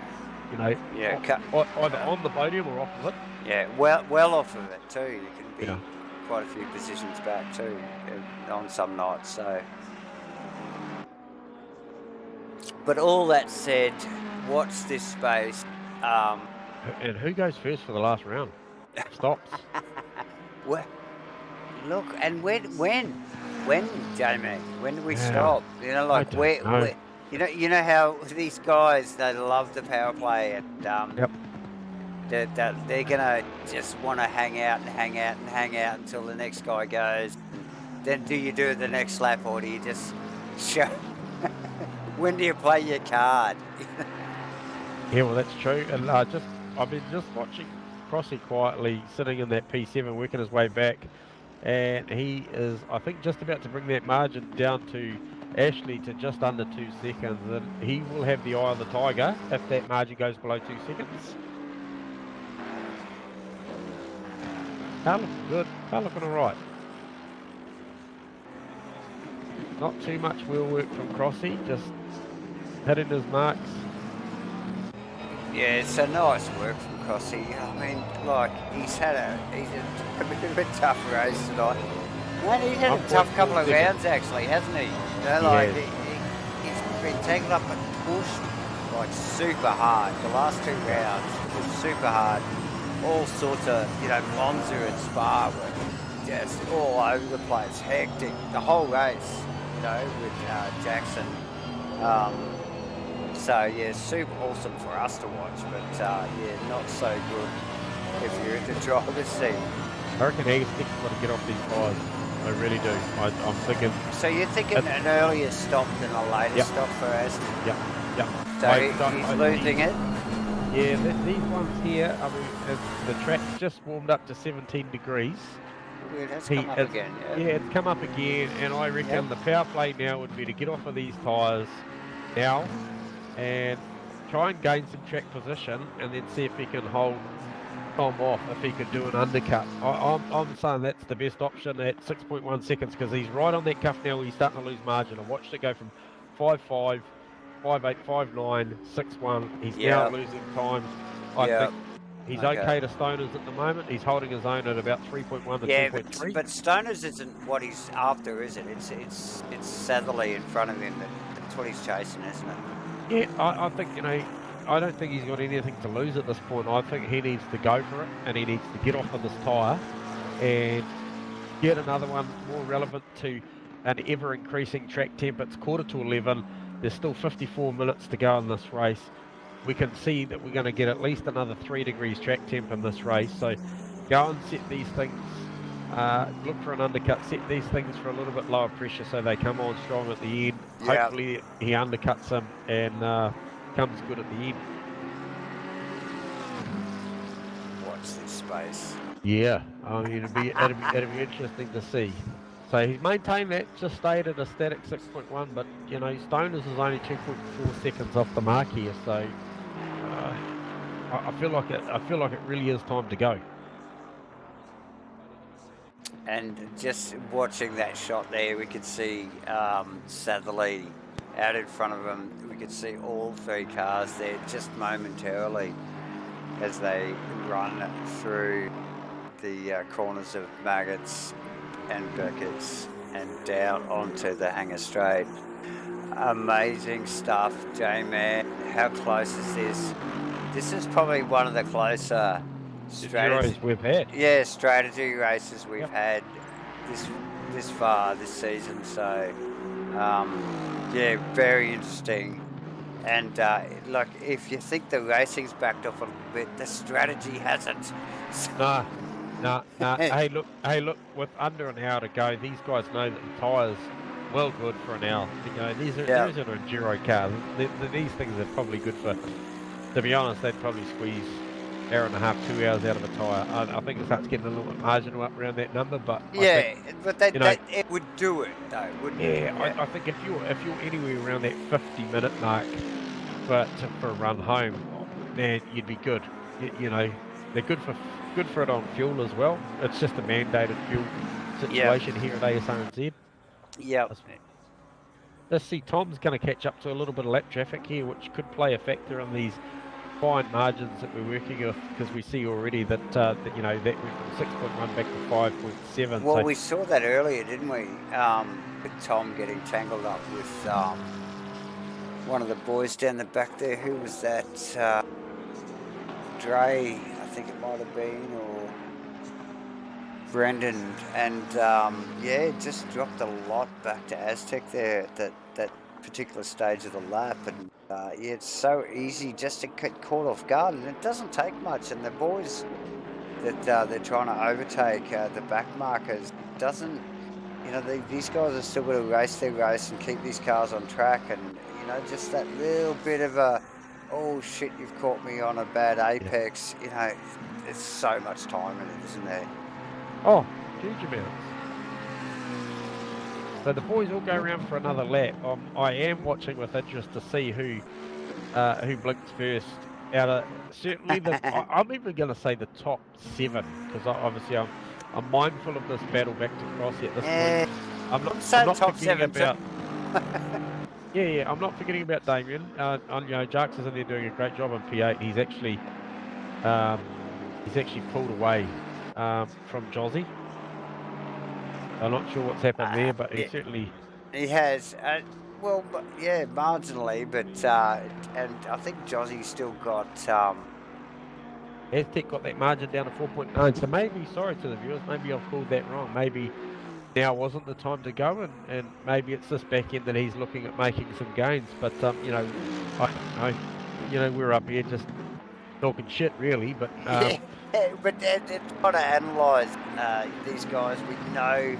We do know these boys, and we've raced with many of them personally before, and you know, you sort of get a bit of a feel about you know, the personality and the, you know, just their driving and their race craft, and when they normally stop, and how they read the races themselves, J-Man, and yep. And yeah, so we are constantly analysing. Yeah, I mean, all the time. And, you know, as I see them roll again for another lap, I've picked up on Jackson the last 2 laps. He's come out of, he's certainly come out of Woodcote and just been, sorry, Luffield, and been so loose. Sorry, it is Wood. Yeah, no, sorry, it is Luffield. And he's been so loose out of there. I'm wondering how bad that tyre is. Yeah, the car doesn't look comfortable. It looks more understeery than nervous at the moment. Which could, like, if the thing's still turning in nicely, actually, which it looks like it is, then, you know, that's not a good situation, because they could easily lose a lot of time or actually get the thing into a soft spin. So, yeah, not the ideal place to be. Are you thinking that Jackson might take an early pit stop as well? You're thinking Jackson also and Aztec going for an early mark with the pit stops? Yeah, and I just wonder whether Aztec's aware, coming back to that one, whether he's aware that Tom's coming up on B-Dog and Nick Davidson, who on are those back engaged in a markers. massive battle, mate. Yeah, So okay. neither of those guys are going to be worried at all at this point of time about what Tom Satherley's doing. They will get blue flags if they haven't already. I'll just jump on board with one of those guys and see if they are. Yeah, no, we're on live now too, so... Any blue flags? No blue flags as yet. They should get a blue light on the dash, and they have. Currently, Nick Davidson has got a big blue flag on his dash. And you'll watch... So we're out of the back of Rolf's car, and you will see Davison surely look in his mirrors. See, now, instead of that, he attacks the back of Rolf's car and says, no, you can deal with that. So does this force Tom's hands to go and take a stop and get out of this? I think Tom's just going to make this move. He's just going to just literally read this situation. There we go, Nick. Oh, realise it's a situation. Oh, what happened there? We'll go back for that. Yeah, I quite pick up on that. That has hurt. That has hurt. Both Thomas and Nick to the tune of a couple of seconds. Yeah, so we'll just go back into the back of Nick Davison's car here just quickly, and then replay. Tom Satherley, Nick Davison really focused on what was going on in front of him. Gets a little bit of, unfortunately, definitely gets a bit of contact from Thomas. Yep. Back marker situation. Yeah. It's those ugly moments, so that's why, you know, you got to wonder at those times, do you get out of traffic and get out of a potentially dangerous situation? Well, that's right, you know, like, and just remove yourself from that danger, J-Man. I totally agree. Just looking there. And, he's still got to dispatch B-Dog yet. Absolutely. Where the B-Dog sees him, we just see Josgo coming up on the back of Nick Davison as well now. So we'll go back to B-Dog just quickly. Yeah, so obligated to let these guys go, you know. So. Oh, absolutely, exactly, J-Man. You know, like these guys are back markers. They're getting overtaken by the front runners. We can see Satherley furiously flashing the lights, and clearly leaves plenty of space there, but and I think down to 2.7 seconds because of this, and you know, we talked about timing and pit stop entries, and you know, and this is he's what a it's all wily old about. bastard too. This guy. This is what it's all about, you know. Like, and the race doesn't always fall in your lap, you know. And you go on board with Aztec right now. You look how aggressive he is right now. See how he gets past out. Admittedly, B-Dog will be looking in his mirrors now. Yep. And I think Nick got caught out because he was focused. Mate. Don't get off that one. That's a terrible bloody camera. They should bloody throw that one out. That's tearaway. Hey? You need to see him working on his wheel. Oh, lead on there. Jesus Christchurch. That was a bloody shocker. That was very, very close to being disastrous. Yeah, that's the bugger, Davo. You got it. Not a fan of the other one, mate. They should get rid of that. Smash that bloody camera. Oh, so what do you reckon? Just looking back, the three guys behind Davo, McDonald, Vedek, Rosson, they've all gone. They've all gone to pit.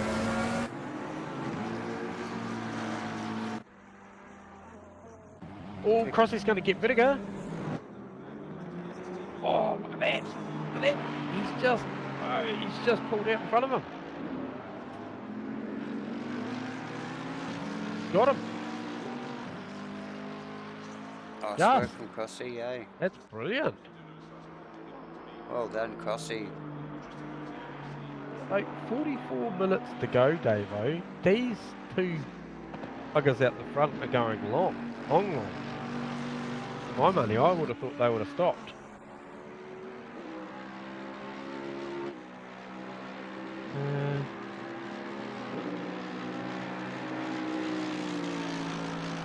Oh, my bloody leaderboard's gone all up the...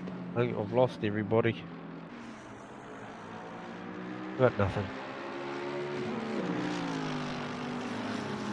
What is going on here?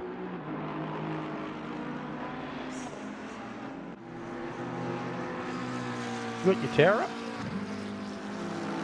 Yeah, tower's up.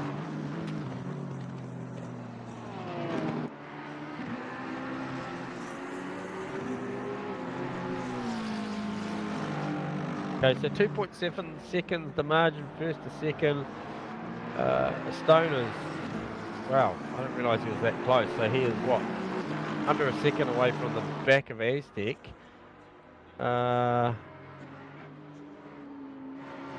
Jackson,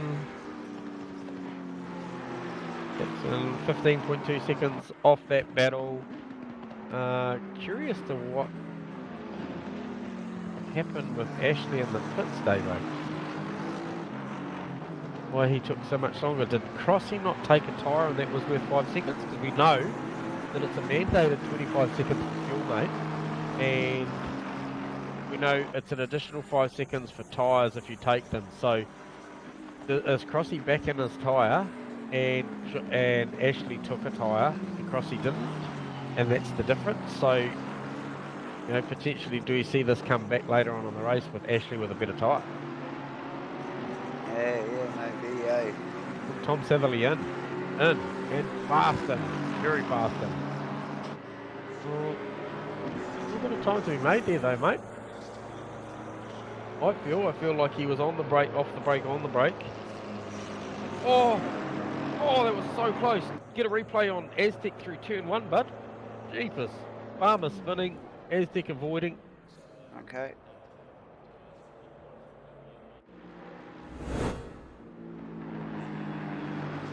Gunther needs to just jump out the way here. Jump off the race line. Yeah, so I'm not sure what happened there, but you look, there's a hell of a scene here. As he comes down to 1, we see Farmer spinning and he just avoids. Yeah, so nice work there from Aztec. Dodge that little incident. Bloody Farmer there, so plenty of pressure from Stoneley there as well. So yeah, I wasn't even looking at Stoners behind him, but he was bloody right there, wasn't he? As we see, so Savali's out. Aztec and Silverstone carried on. Do they come in? Oh, look at him, he throws it down there. Aztec actually tuned out because he thought he was going to hit him. Oh. He's been demon at that part of the track all night, Davo. Yeah, he's deep into the hairpins, isn't he? He's switchback massive under hairpins. brakes. And Aztec didn't agree to that at all. So that's actually the 1.7 seconds down on the lap time. I'm going to say that this whole lap has been a bit of a shocker, given that this could be the in lap. This won't work. This could see him come out 4 seconds behind as he peels off. As is his entry. Yeah, tough lap for Aztec there with pressure and some. Nowhere near as fast, and might have been very, very close to that 50k limit. He might have come across at about 54. It'll be interesting to see what sort of margin they give him. Let's just fingers crossed he gets that right. But yeah, it did pretty well given the pressure anyway there from Aztec. So yeah, nice work. Yeah. Who do you want to look at next, mate? I was just wondering if you wanted to pick up on Mr. Satherley, because when Aztec peels out the pit, this should be pretty close, although I think Tom might have done a better job on the entry and had a slightly cleaner outlap as well. Okay. Possibly, I don't know. As we see, Satherley's coming around past the pit entry. Aztec is still on the jack. Still on the jack. Off the jack, leaving the lane now, but Tom will come through turn 1 at speed. As we see Aztec there to the right, that'll be a comfortable first place. Oh, actually, no, that is pretty close. That is actually pretty close. But both of them coming through Maggots, Beckett's together now. Really close, so Aztec looking really aggressive on the wheel too. Really aggressive. Hungry because he knows he's a half a chance now. Now, Stoners, you'd expect Stoners to be coming into pits. Dave over this lap. Remembering that he was right on the back of Aztec prior to the stop. Holds it tight through the right-hander here. Short shift, gets it in. How brave is he into the lane? Very brave. Oh, very, very good. He actually was down to 47k an hour before he crossed the line, but I'm going to say it was one brake movement, whereas Satherley and Aztecs were both kind of, you know, very cautious, I'm going to say. Yeah. So I reckon this will play Stoners a little bit closer to this battle of Aztec and Satherley.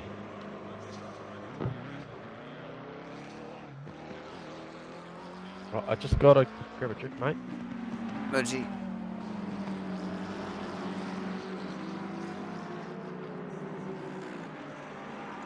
So Satherley, we're in the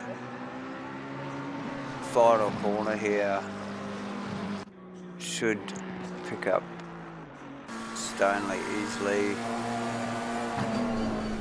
into T1.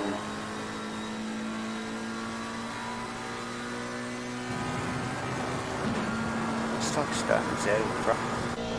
Aztec had a big look. Aztec lost it on the 1. We get a 30. Yeah. Huge implications in this race, Davo. I just come back just to see that blue McLaren. I'm pretty sure I saw what I saw. To reconfirm that.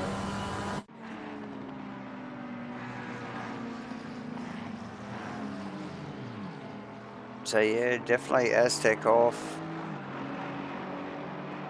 Backs it into 1. Very reminiscent of the same thing that happened to Farmer earlier in the race, Davo.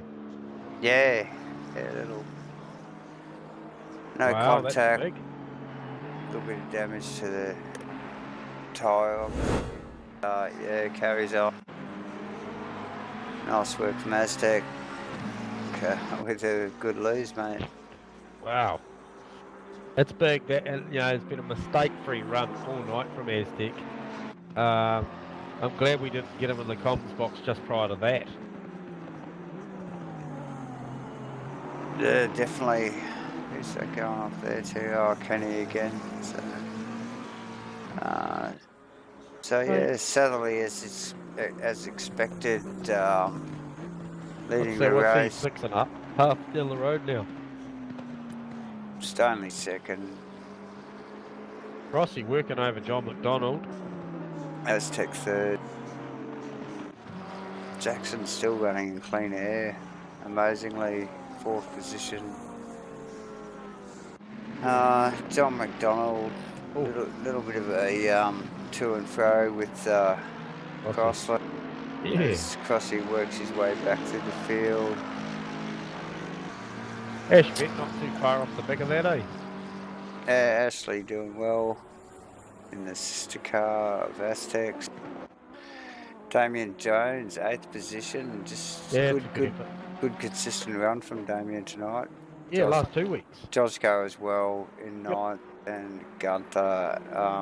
Yeah, good to see Gunther actually in top 10. I know he's had a couple of sketchy runs over the last few weeks, so yeah, good to see Gunther in the top 10. Mailing all over Wilton like a cheap suit. Yeah, well.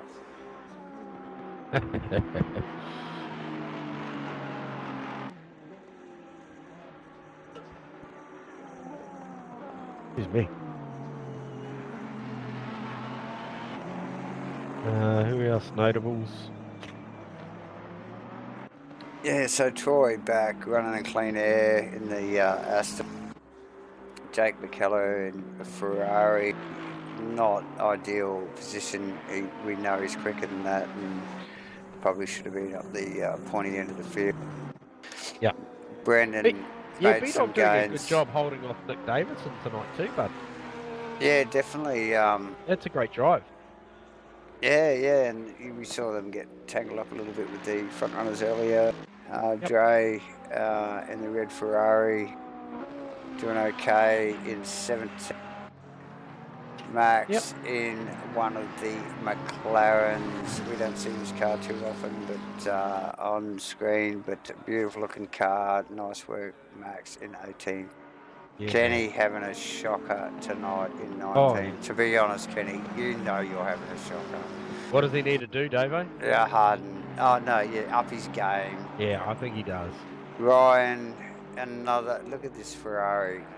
It looks awful. Looks like it just should be going into the pitch as we speak.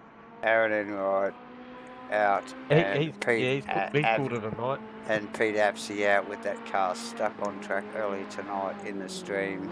Everybody would have seen that. And thank you for everybody again for joining us on Twitch tonight. Yes, and thank you ABC Tech for our servers. Superior Joint 7 for sponsoring the series, and Zero Vision for all our technical support. Thank you. So, Tom perilously close that last lap round to a 57, mate. He's on quali pace at the moment. He's very, very, very close to actually setting a lap record here in the race. He's at a 58.056. If he can get a half a tenth up now, he'll drop into the 57, which would be very, very impressive at the back end of this race. He's just down a tenth and a half at the minute. And highly likely he's going to do that. Actually, just given his gain in speed in the last few laps. So definitely got the tyre pressures right to the back end of it. Yeah, definitely. So we'll watch this lap and just check out this next lap. I think Rossi's got McDonald. Yeah, well that was inevitable. I think Crossy's slowly chipping through the field and doing it sort of just methodically, and I don't think McDonald was going to give him much pressure really at the end of the day. So Yep. I think we called him the top 5 earlier on. He's currently in 5th, so I think it's, you know, good fight back from Crossy after slipping back to 9th. Definitely. Well done, Crossy. And I know he's had a tough one, hasn't he? Again, J-Man. Yeah, 100%. Really tough. It just shows you too, you know, with Aztec's entry into turn 1 before, picking up a little bit too much curve. These guys at this pace are on an absolute knife edge. Even just watching Tom down into, I think it was Stowe then, he was just absolutely on the ragged edge turning in there. Yeah, definitely.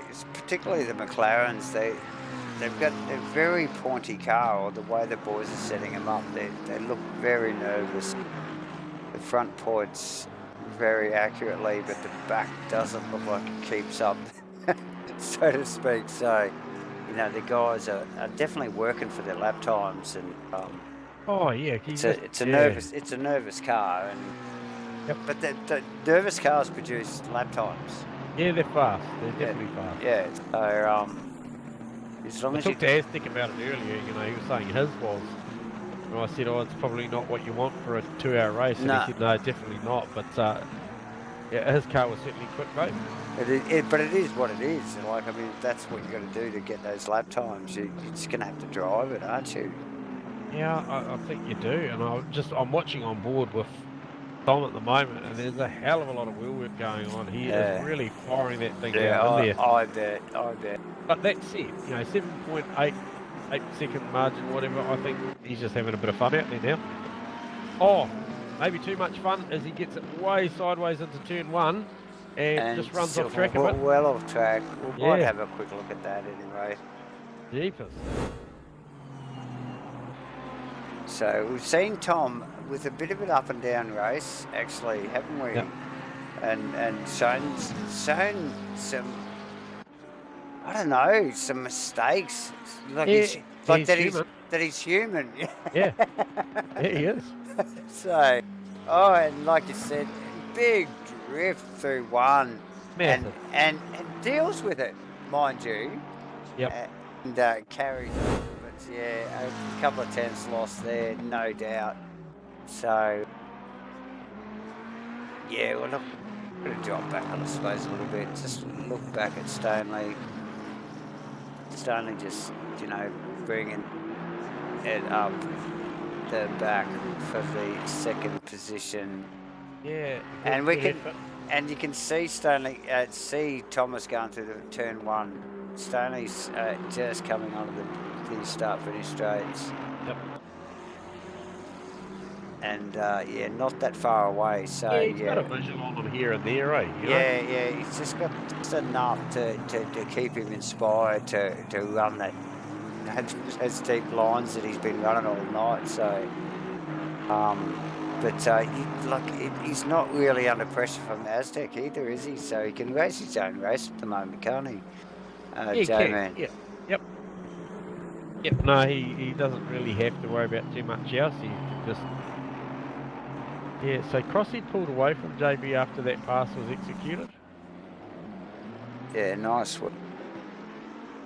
Again, no threats really, are they? These guys are just going through the motions at the moment, J-Man, and really just protecting their points, I think, to a certain extent, and just keeping those cars, you know, intact. And still a great battle too with Steve Wilton and Steve Melling. This is going on and on. I've been watching it for a little while, and it's just, I tell you what, it's not ending.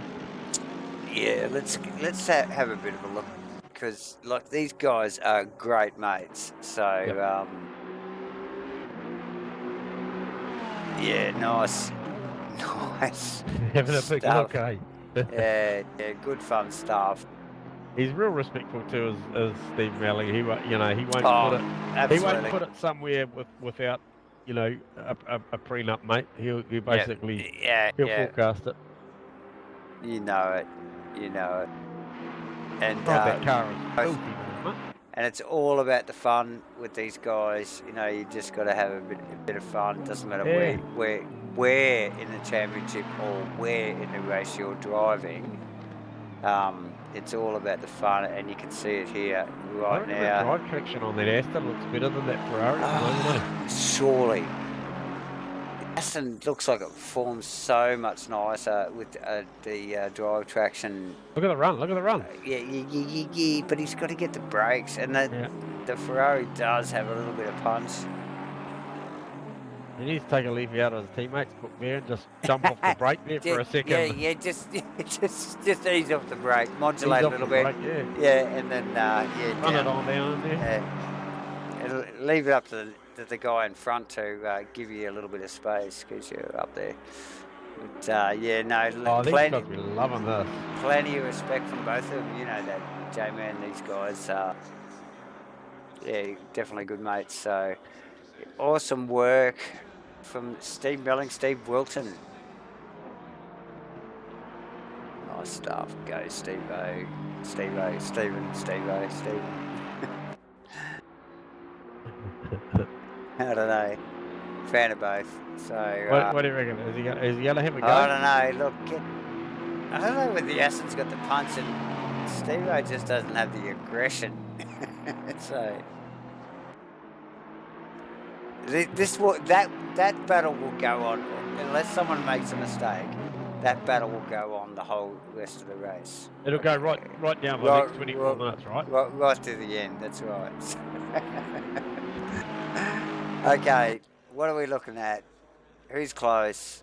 Well, those two are close. They are close. I think that's where it's at, to be honest, right now. I think it is at the moment. Yeah, for sure. Got some close gaps between Aztec and Jackson and Steve Crossland, but the boys are still pretty well holding positions, which we just see from just dip the Ferrari out in the field there. Yeah, all those look like Steve. I was like, whoa, I'll just give you some space here, mate. He's having a wiggle. Warming up the fronts. Yeah. Either that or he's got Twitch going in the background and he knows we're talking about him. Or vice versa, or both. Yeah. Yeah, of course. Quite possibly, Jamie. Well, bit of column A, bit of column B. Yes.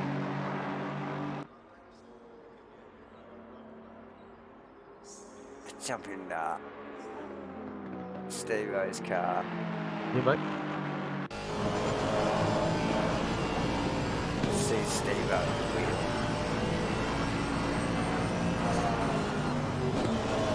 See these classic set of corners here, Jamie. Yep. The farm's did a good job through the middle of that. Maggots, Beckett's, Chapel, on the hanger straight. Here we go. Yeah, not close enough this time. No, Farmer got the run like you said, mate. And we've seen some big moves on the outside here through Stowe tonight. Some epic stuff through Stowe actually early in the race. I think it was from Jackson Went, but yeah, amazing. What was it, Aztec? I can't remember. Aztec around the outside. Yeah, very amazing stuff. Not a corner, did get around the outside on, but Stephen, really good. Look at that. Yeah, here we go. Release the brake, mate. Release the brake. Oh, look at Steve. Covering a little I think Stoner and Steve-O, the teammates need to just go and play a bit of tape back later on, and he needs to just sort of shit. Is that how you got past? A little bit of coaching. But Steve-O will be loving it. He's trying to push the yeah, definitely. But yeah, cool. That's Farmer with a big washout into that left-hander. Is it on? It's the outside. Oh! Can he live there? It's a long way round there. It's a hell of a long way round. He's still there. No, he's not. Come on, tuck underneath him. Tuck underneath him, bro. Come on, get underneath him.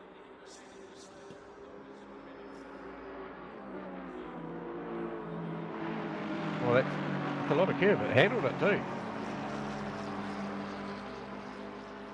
Yeah, tough stuff. He's working him over. see Tom Satterley actually just coming up behind those two boys. Is he? Oh yeah. So the first cab off the rank will be Steve Mel. Just get out of the back of Belling's car and just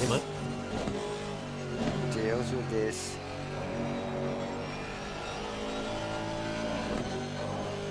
Yeah, we'll see if we can make this work for him. Make the blue flags actually work for him. Move forward to Norton's car. See Melling sliding through this complex of corners here. Very nice, out of club, through the start finish straight on the back section of the track, into Abbey and through Farm. But we see Thomas ranging up behind in the lead car, the McLaren. See how quick he pulls up. Working. Through those last two corners, J-Man. Unbelievable. You could see Stephen now looking to try and put his car in a nice position. To let him go. To let him go. You could see that. You could see that going through Stephen's mind. Two corners before that. Jumps back in the draft. Now you'll see a very similar attitude from Wilton's car, no doubt, as he sees, well, basically Thomas's car between himself and Steve Melling, and he will no doubt try and. Where does he do it? Where does he do it? Where does he do it? And this is the key, isn't it? You know, like where does he do it to just get the. Lose as little as possible. Here we go, here we go. Lets it pass, but then here we go. We're back. Right exactly where he was, you know. Yep. So it all pans out at the end of the day. So, so there's a classic example, guys. You know, like of how to do it too. Of how to do it, and that the battle will continue in the, you know, like with these guys. We've got to run. Got a run. He's probably got a run this time, J-Man. Oh, up the outside.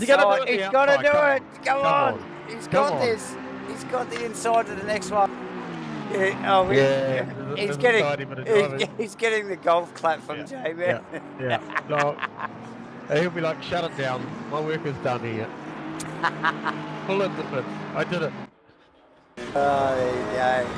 As Wilton now chases the back. Flashes his light. Oh, of course he does. He's got nothing else. So yeah, bringing up the third. Nice work from the boys. Aztec in third. Should be in second, but in third. Farmer not giving up on this though. Are we going back to that, Well, he's hanging on. Mate, it's a failed relationship, Farmer. Let it go, mate. He's... Okay, we'll go back. We'll have a look. Yeah, he's way off. Come on. Seriously. Yeah, there was inspiration there.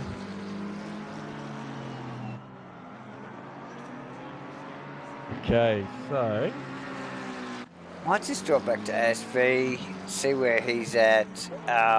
Nicely just chilling in some pretty clean air, really, at this stage in 7th position. Hasn't come up on the radar, pardon me, tonight, but yeah, just running nicely in clean air, and in 7th, like I mentioned. Nice work from Ash Vedigar. Great result. It's just over a quarter of an hour left to go on this race. You'll see the pits will close officially inside the next 6.5 minutes. Yes. And have all the boys pitted, J-Man? I believe so. I think everybody is done. Yeah, everybody is done. And I'm just watching that margin at the moment. Oh, what was going on there? I'm weaving to the inside. Got quite close to bloody... I did see that. But no, Stoney not giving up yet on Tom Satherley. I mean, I know we're still talking about 6.5 seconds, but you know, it's one wrong curb bounce or big slide or something that, you know, tightens it back up again. And, you know, we're at bloody 20 past 1 in the afternoon. We're approaching the hottest part of the day. It is time scale times 4. It's 22 degrees out there on track. It's 15 degrees ambient air. Who nailed the tyre pressures? We saw Tom go out really early and do that 58.0, so it tells me that his tyres were fresh up, ready to go post pit stops. Yeah. Is Stoney's tyre in a better position now? I don't know. Well, quite possibly, J-Man. Looking at his performance at the moment, it's highly likely. But is the gap short enough? You know, like, I mean, you know what? Yeah, Tom seems to be able to just wind the wick up. That's right. You know he can just turn it up. He'll respond to the pressure. So, just looking out of the back of Maxwell's car, I think that's Aztec actually already coming through there now. Again, just watching a few of the front runners just running through the back of the field. All the boys doing a great job to hold all that stuff together. It just sort of adds to the concentration that these guys already got on their plate, isn't it, mate? You know, like, and yeah, so always good when it just, you know, like, just when it's all tidy. It is. Yeah, because it's not always tidy. But yeah, just definitely. These guys on a given race night, and they do an amazing job of being respectful to each other, and it's a bloody, you know, it's a pleasure to watch when you're watching these guys going at it, because, you know, if there's that amount of respect and the guys get to go out and race hard and fair, it's a good night had by all. But yeah, you can't get it right all the time. No.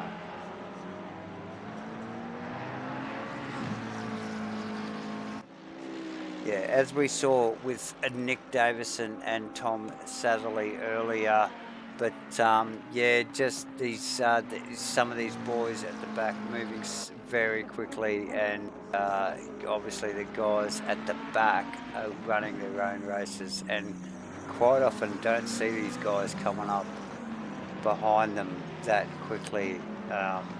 So.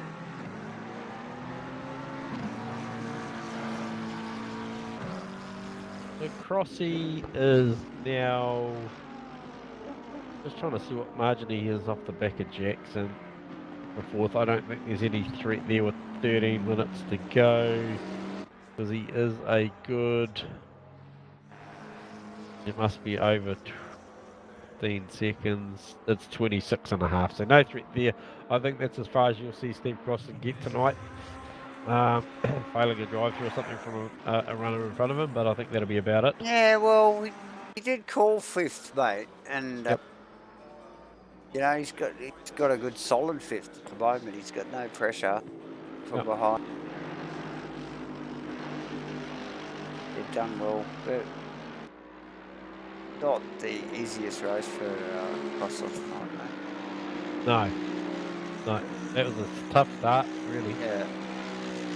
Troy Wilson at the pit. So what is going on for Troy? That is a late stop.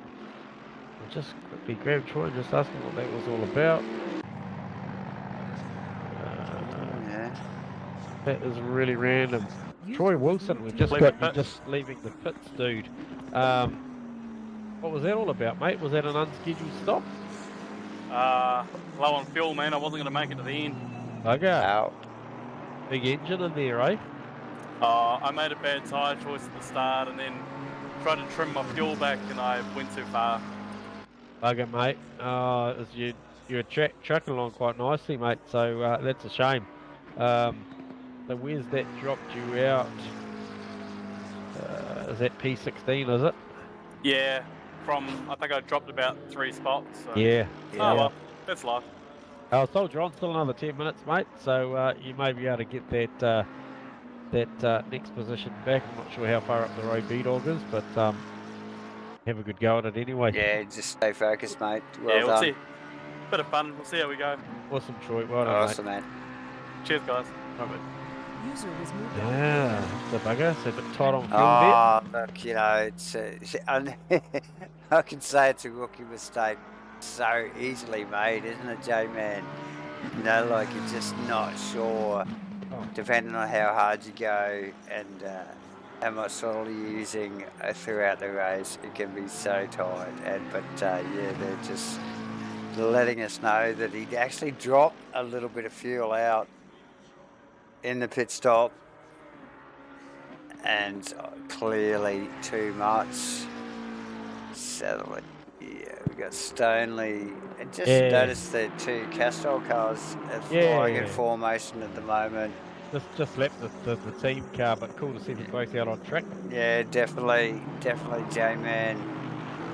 Aztec still running in third, and we're winding down here now. We got 10 minutes to go. And Jackson's involved in this. So Aztec just slipping past, I think it was actually Farmer there. So Farmer well back in the field. Now, yeah, you mentioned Jackson. Now Jackson, beautiful car, and we can see him very close. Yes. To the back of Aztec's car. He was the second faster last time round. Now, we're talking very close. It's about 10 car lengths. But at this end of the race, with 10 minutes to go, that is too close, I think, for Aztec's liking. Yeah, hey, look, it's worth the podium too. It goes definitely. Week after week, they get these cars up on the podium. Yeah, and they definitely make it work, don't they, mate? So, yep. Crossy definitely no threat from behind there. So, we really need to watch just Jackson here now, I suppose, J-Man, and just see what he can, dish out here. All of the McLarens look nervous, don't they, mate? You know, it doesn't matter what team. So they all look like they've got a very similar setup. I can tell you that the fastest lap of this race was done by Jackson Wynn not so long ago, and it was a 57.8. So he holds the fastest lap of the race. So that car coming on strong at the back end of this race. Much to Aztec's disgust. Yeah, which is the second quicker than Aztec's quickest lap of the race, mind you. And like even just their last laps are like 7/10 different, with Jackson clearly quicker. So, and look here again, these ghost speed cars, just the way that set of corners there, where they run through Abbey and Farm. See the gain that they get there. Yeah, they're really good on the brakes, with the rhythm of the change of direction through the middle of the corner is really good on those cars. On that fast corner though, particularly, and just run really quick through there. So. Oh man, he's on him. He is on him. Yeah, already, and there's still quite some time to go. It's only 7.5 minutes of a 120-minute race, guys. But look, that is still a long time when you got someone like Jackson Went chasing you down. At the moment, Aztec will be seriously focused on those mirrors. Didn't look like it bothered in dirty air there through turn one. I think Aztec's going to lose his podium here. I really do. Yeah, I'll be wondering how hard he's going to fight for it, given that he is second in the championship. Aztec car looks better through there though, through Maggot Beckett, coming out Chapel on the hanger. It actually looks better. It looks tidier through that series corner that time round. He did ask me to promise that I wouldn't show him if he fell off, but sorry Aztec, it's up to you now, mate. Because what a promise is there for, mate? We're watching, and it's all the balls in your court, brother. Jackson chasing it. Plenty of wheel work from Jackson there. As you mentioned with Thomas too, these cars are set up very nervous set up, and the boys do plenty of wheel work to get these cars to drive this quick. Does he turn wide out there for turn one? Oh, Jackson! He's binned it into the ground and recovered though. A little bit of breathing space. So he's pushing hard. Yeah, definitely. He can taste that podium, can't he? Yeah, that would have been a track cut there. He would have got a warning for that. You think so? Because he didn't look like he backed out of it too much, did he? Yeah, no, he took a lot off there. He would have got a warning for that, I would say. Yeah. Even on the outside section of the track, it's still deemed as a corner car. Another nearly big lose there. Massive. I saw that. Not as spectacular, but very deep under brakes. That is back. Yeah, I don't know if Aztec's podium is under threat because. Well, after that lap. After that lap, I don't think so either. I just don't think Aztec has to drive the car that hard. No, well, not now. Like a minute and 58 seconds ago, I would say yes, it was. But now, no. Because he really has, Jackson has really shot himself in the foot there, but... He's just overdriving the car at the moment. I actually think he's probably quick enough at this point of the race, but he's just overdriving the car. And now we're down to like, what, 4.5 minutes? Oh, very close too. Yeah, right. So Jackson's got to catch him and then pass him. You know, couple laps to go.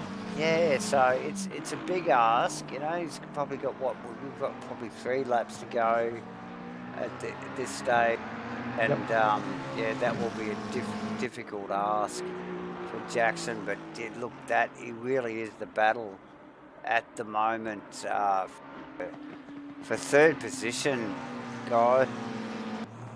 You see, he's caught him again. But like it's how aggressive he has to drive the car to get there. So once he's got there, now what does he do? Yeah. And Aztec clearly covering. Good. Yeah, so he picked up all the time he lost. In that sector. In that sector. And still looks like he could have a crack again. Does Aztec? He's looking. Oh God, he's gone. Totally different lines. He's working out where to go, and like the fact that he can place the car there is just blowing me away. But see, as he drove off there really straight, he drove off there loose. Massively different lines, AJ man. So I think this car of Jackson's has got a lot less rear wing on it than Aztec's. Yeah, I mean, you look at that. Look at that. See it slide through there. Oh.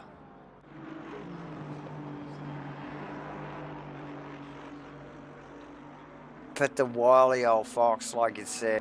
Aztec's had a big lose. Oh, I've lost him.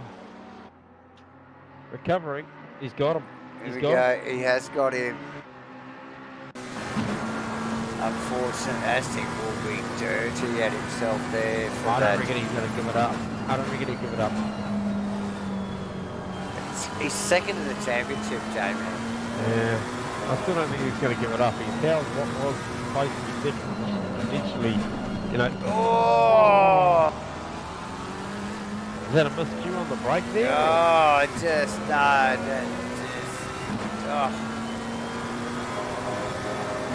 that's deep. Stop. It was very, very close. Yes. Great job. Yes, sphincter tightening, braking area, right at the end of the race here, guys. Aztec just not quite delivering at the end of the day. Jackson's wrapped him up. Like literally we've got a lap or so to go. Aztec in 2nd position in the championship, so you know, like I'm sure he'll just live with Crossy still in 5th. Nicely done after just a fucking crazy race. Excuse my French. Nice work. Tom Satherley, final lap of the race.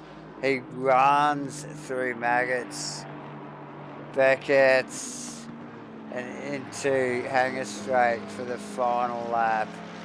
J-Man. Yeah, well, I'm just still thinking, come on, Aztec, you got one more lap to make good of this, mate. One more lap. Come on, buddy.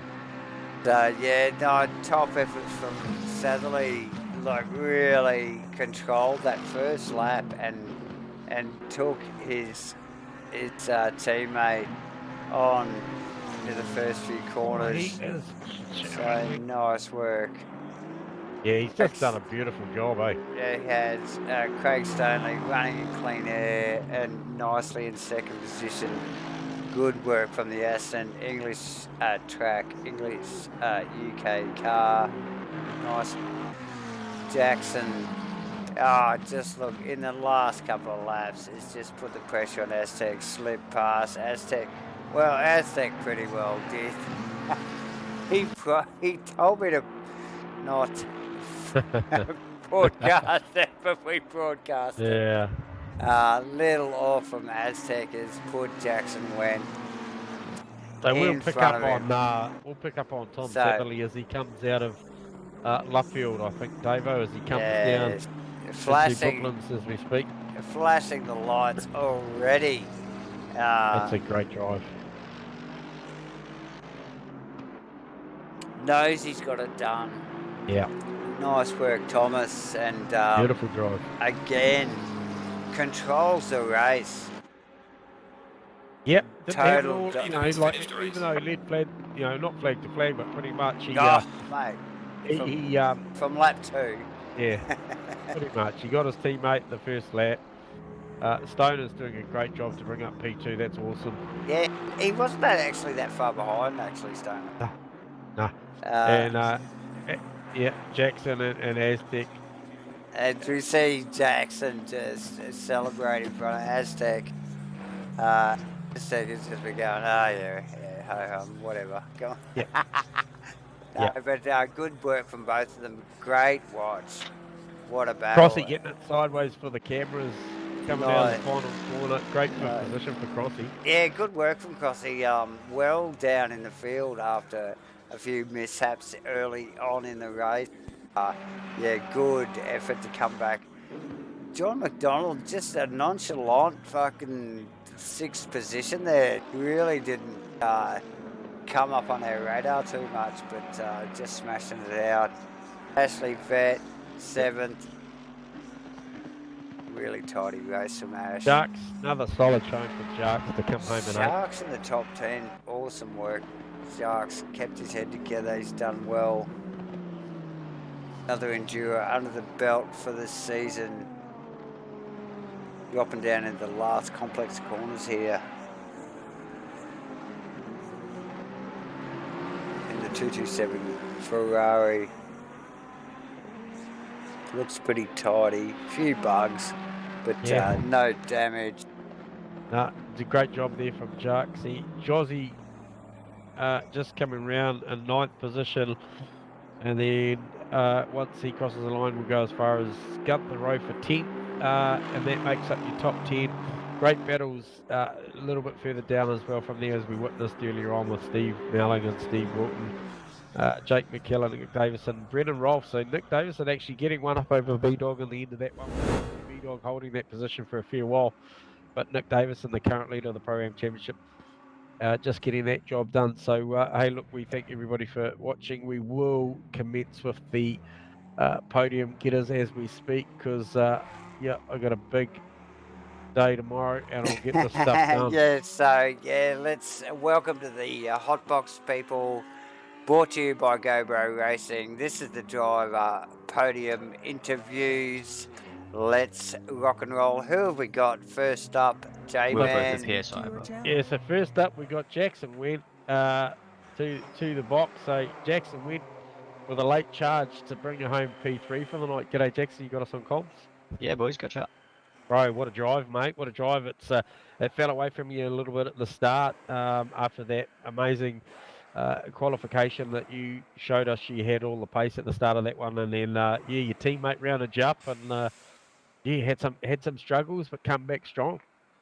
Yeah, it was a real balance of like pressures and stuff in the race, guys. Yep.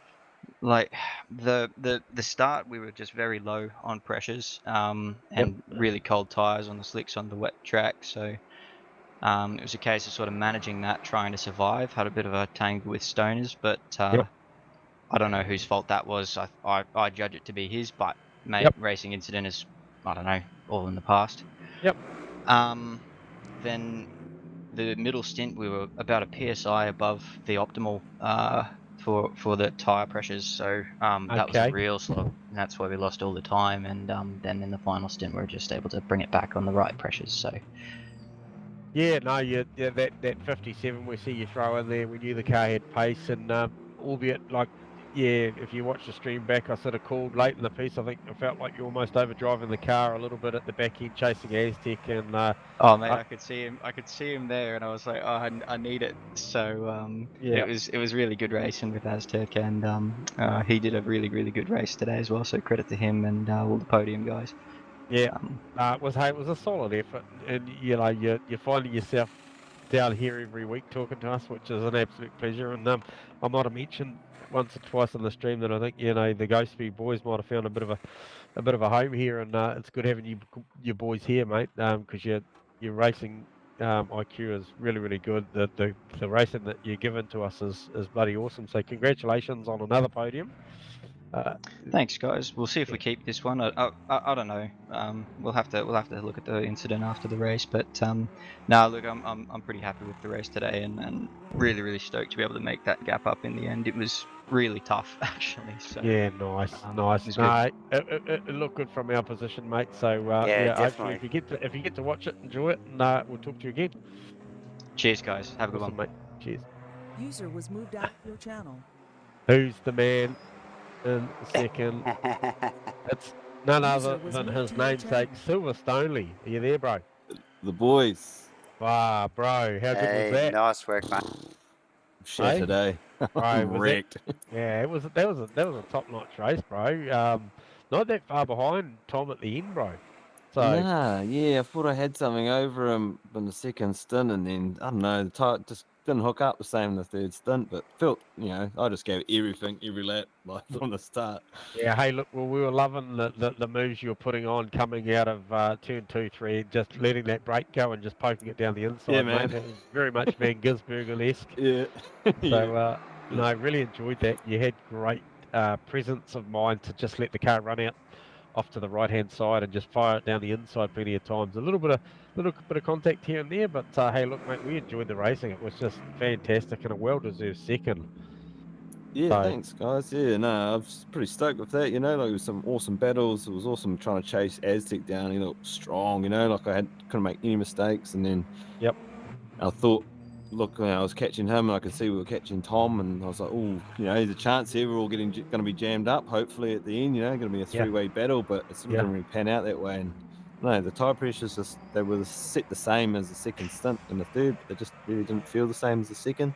Didn't hook up, eh? Nah, didn't. Maybe I might have grained them or something coming out of my outlet or something, but yeah, that was still fun. Still was fast. Yeah, no, it was a hell of a spectacle, bro. It was bloody awesome. There's some, I think probably FHM for the night for me would probably go to Aztec around the outside of you down at Stowe. Oh, that was epic. That was an epic pass, eh? Yeah, awesome, man. I couldn't believe it stuck out there. I think we saw Steve-O do exactly this. Your teammate did the same thing on Farmer. I was cheering from about a couple hundred meters back. I was, go, buddy, go. I was pretty happy about all the action out there. But hey, look, that's a solid result. I think probably with Aztec dropping back another spot at the end there, that'll serve you well in the championship in respect of just trying to claw your way back up. I think you're currently sitting P4, is it? Yeah, it's close, but I think between second, third, and fourth phase, not much in it. But not too worried about that at the moment. And just try. That was last week was messy, and I just wanted to give it a bit more of a better go this week. So I'm pretty happy with how it turned out. Yeah, 100%. But no, hey, look, enjoy it, soak it up, bro. And I'm not sure when you're on the move, but best of luck with that. Cheers, man. I'll make sure I'm still here, though. Yeah. Hopefully that'll go smooth. But that was a stellar drive, mate. I look forward to seeing what you can deliver us next week. But the Silverstoners tag worked tonight, mate. Well done. Thanks, guys. Well done, son. Right, cheers, boys. Sweet. It's a good effort, mate. And I guess cometh the man, cometh a minute, and we welcome to the box once again Tom Satherley. You got us on comms, mate.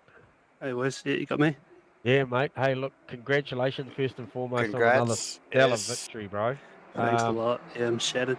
Yep, but I think probably, albeit, like anybody tuning up now would say, oh yeah, no, Tom's just won another one. But I can't help but think after watching that for 2 hours, mate, that you did actually have to work for it, Tom. Yeah, it looked like it anyway. Yeah. Yeah, I did. High pressures and all. Well, Stoneley had good pace anyway. Like low 58s is very good pace, no matter what you say. Yep. And in the second stint, I overpressured the tyres by 1 psi, and I learned that's not very good. Okay. Sounds like the team car did the same, eh? Yeah, we had them. I mean, I forgot what starting pressures I had, and I couldn't adjust it because I put them up a bit for the cold start, and then lost track of where I was. Yep. But corrected that for the final stint and brought back the pace a bit. Yeah. Like we saw it straight away, like I called it, and I sort of, because the boys were Aztec, especially in that middle phase, was coming at you. We saw him with a beautiful pit entry, and then obviously the pressures went a bit wrong, so it was about a 14.6 down to a 7-second margin straight away, and then a bit of traffic played into that. So there's a myriad of factors that played into probably that margin, but then we saw after that, I saw you go about 8 or 9 tenths faster, which saw you drop into the I think at that point was like an 8-0. I think I saw you throw out there, and I was like, oh no, he's wound the wick up. But you seem to be able to wind it up when you need to, mate. So but we noticed both tonight, both cars looked a little edgy. They looked like they maybe had a little less aero than some of the other McLarens and so forth. Was the car a bit slippery? No, it was slippery, but not because of the aero. It was like backspin downforce. Probably a bit too much front, perhaps. But we had the same car as Aztec this round, and he drove it well. So yeah, it was just a bit edgy on entry. So we tried to sort it out in the practice beforehand, but didn't quite get it. And I think the rear tires were wearing out more than the front, so that's why we got a bit dodgy later on in the stint. Had a few moments like Cops and at Stowe, just full on. Slide. We noticed. We noticed. We caught a couple on camera, mate. And we noticed. And we did notice actually that you and the OB guys were all had nervous cars. So it's interesting that you note that you were running a similar setup. So. Yeah, nervous. Pretty quick on new tyres. It was insane going from the old cold tyres on the first stint to the new set. It was like a different car, mate. Yeah. And the first turn I went into, I was like, I turned in about 50 meters too early. I went off to the grass. It was absolutely insane.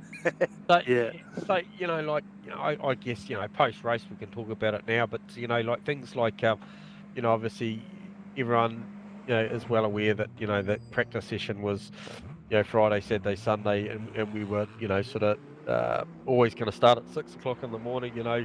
I'm not sure Crossy probably read that correctly because we just saw him go backwards. So he didn't pressure those tyres in the correct fashion. But how much of that plays into your outgoing tyre set pressures and stuff, Tom? With the race day starting at 6 in the morning, what was the difference in PSIs to those tyre sets?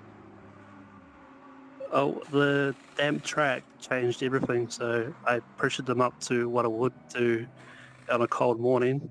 10 degrees, but I added probably a PSI to that, and I was still 2 PSI low. Wow. I think I got into the 27s later on, like the very end of that stint. I expected things to heat up quicker than it did, but didn't. So it was the same for everyone, I think. And then next stint it was normal again, if you got pressured right, yeah. So yeah, it was good, and congrats Stoneley and Aztec, pretty good pace. Well, your teammate got him at the end, mate. So it's another solid result. And congrats to Jackson. And everyone who finished, because it's a bloody hard 2 hours. Yeah, it was. Hey, well, look, 6 rounds in. Yeah, well done, mate. You're starting to, like almost put one hand on that trophy at the moment. You're really starting to march your way forward, mate. So well done. You're constructing a bloody awesome series, and it's really cool for us to watch. Especially with you guys sort of turning up here and running a full series. We get to see what you guys are delivering. So enjoying watching, mates, and enjoy this one, and hopefully we'll talk with you again next week. Okay, cool. Thanks, guys. Awesome, bro. See you, Tom. User was moved out of your channel. Davo. Another day, another 50 cents. Another 50 cents. Oh, hang on. We don't get paid for this. But oh, that's right. thanks, everybody, for, again, joining us on Twitch, mate, for round 6, gentlemen. Yeah, round 6 done and dusted already. Round 6, the Enduro at Silverstone. Thanks, everybody, for joining us. If you want to catch up later, join us on YouTube. But we'll call it a night there, J-Man. Yeah. I know you've had some big days. I have too. We're ready to go. But yeah, hope you enjoyed everything tonight, everyone. And we'll see you next week. Do we have data? Do we have details? We probably don't. We'll see you next week anyway, won't we? Yeah. We'll be here. We'll be here. You'll be here. Okay. We're always here. Thank you. Thanks, Davo. Thanks, Dave, man. Bye for now.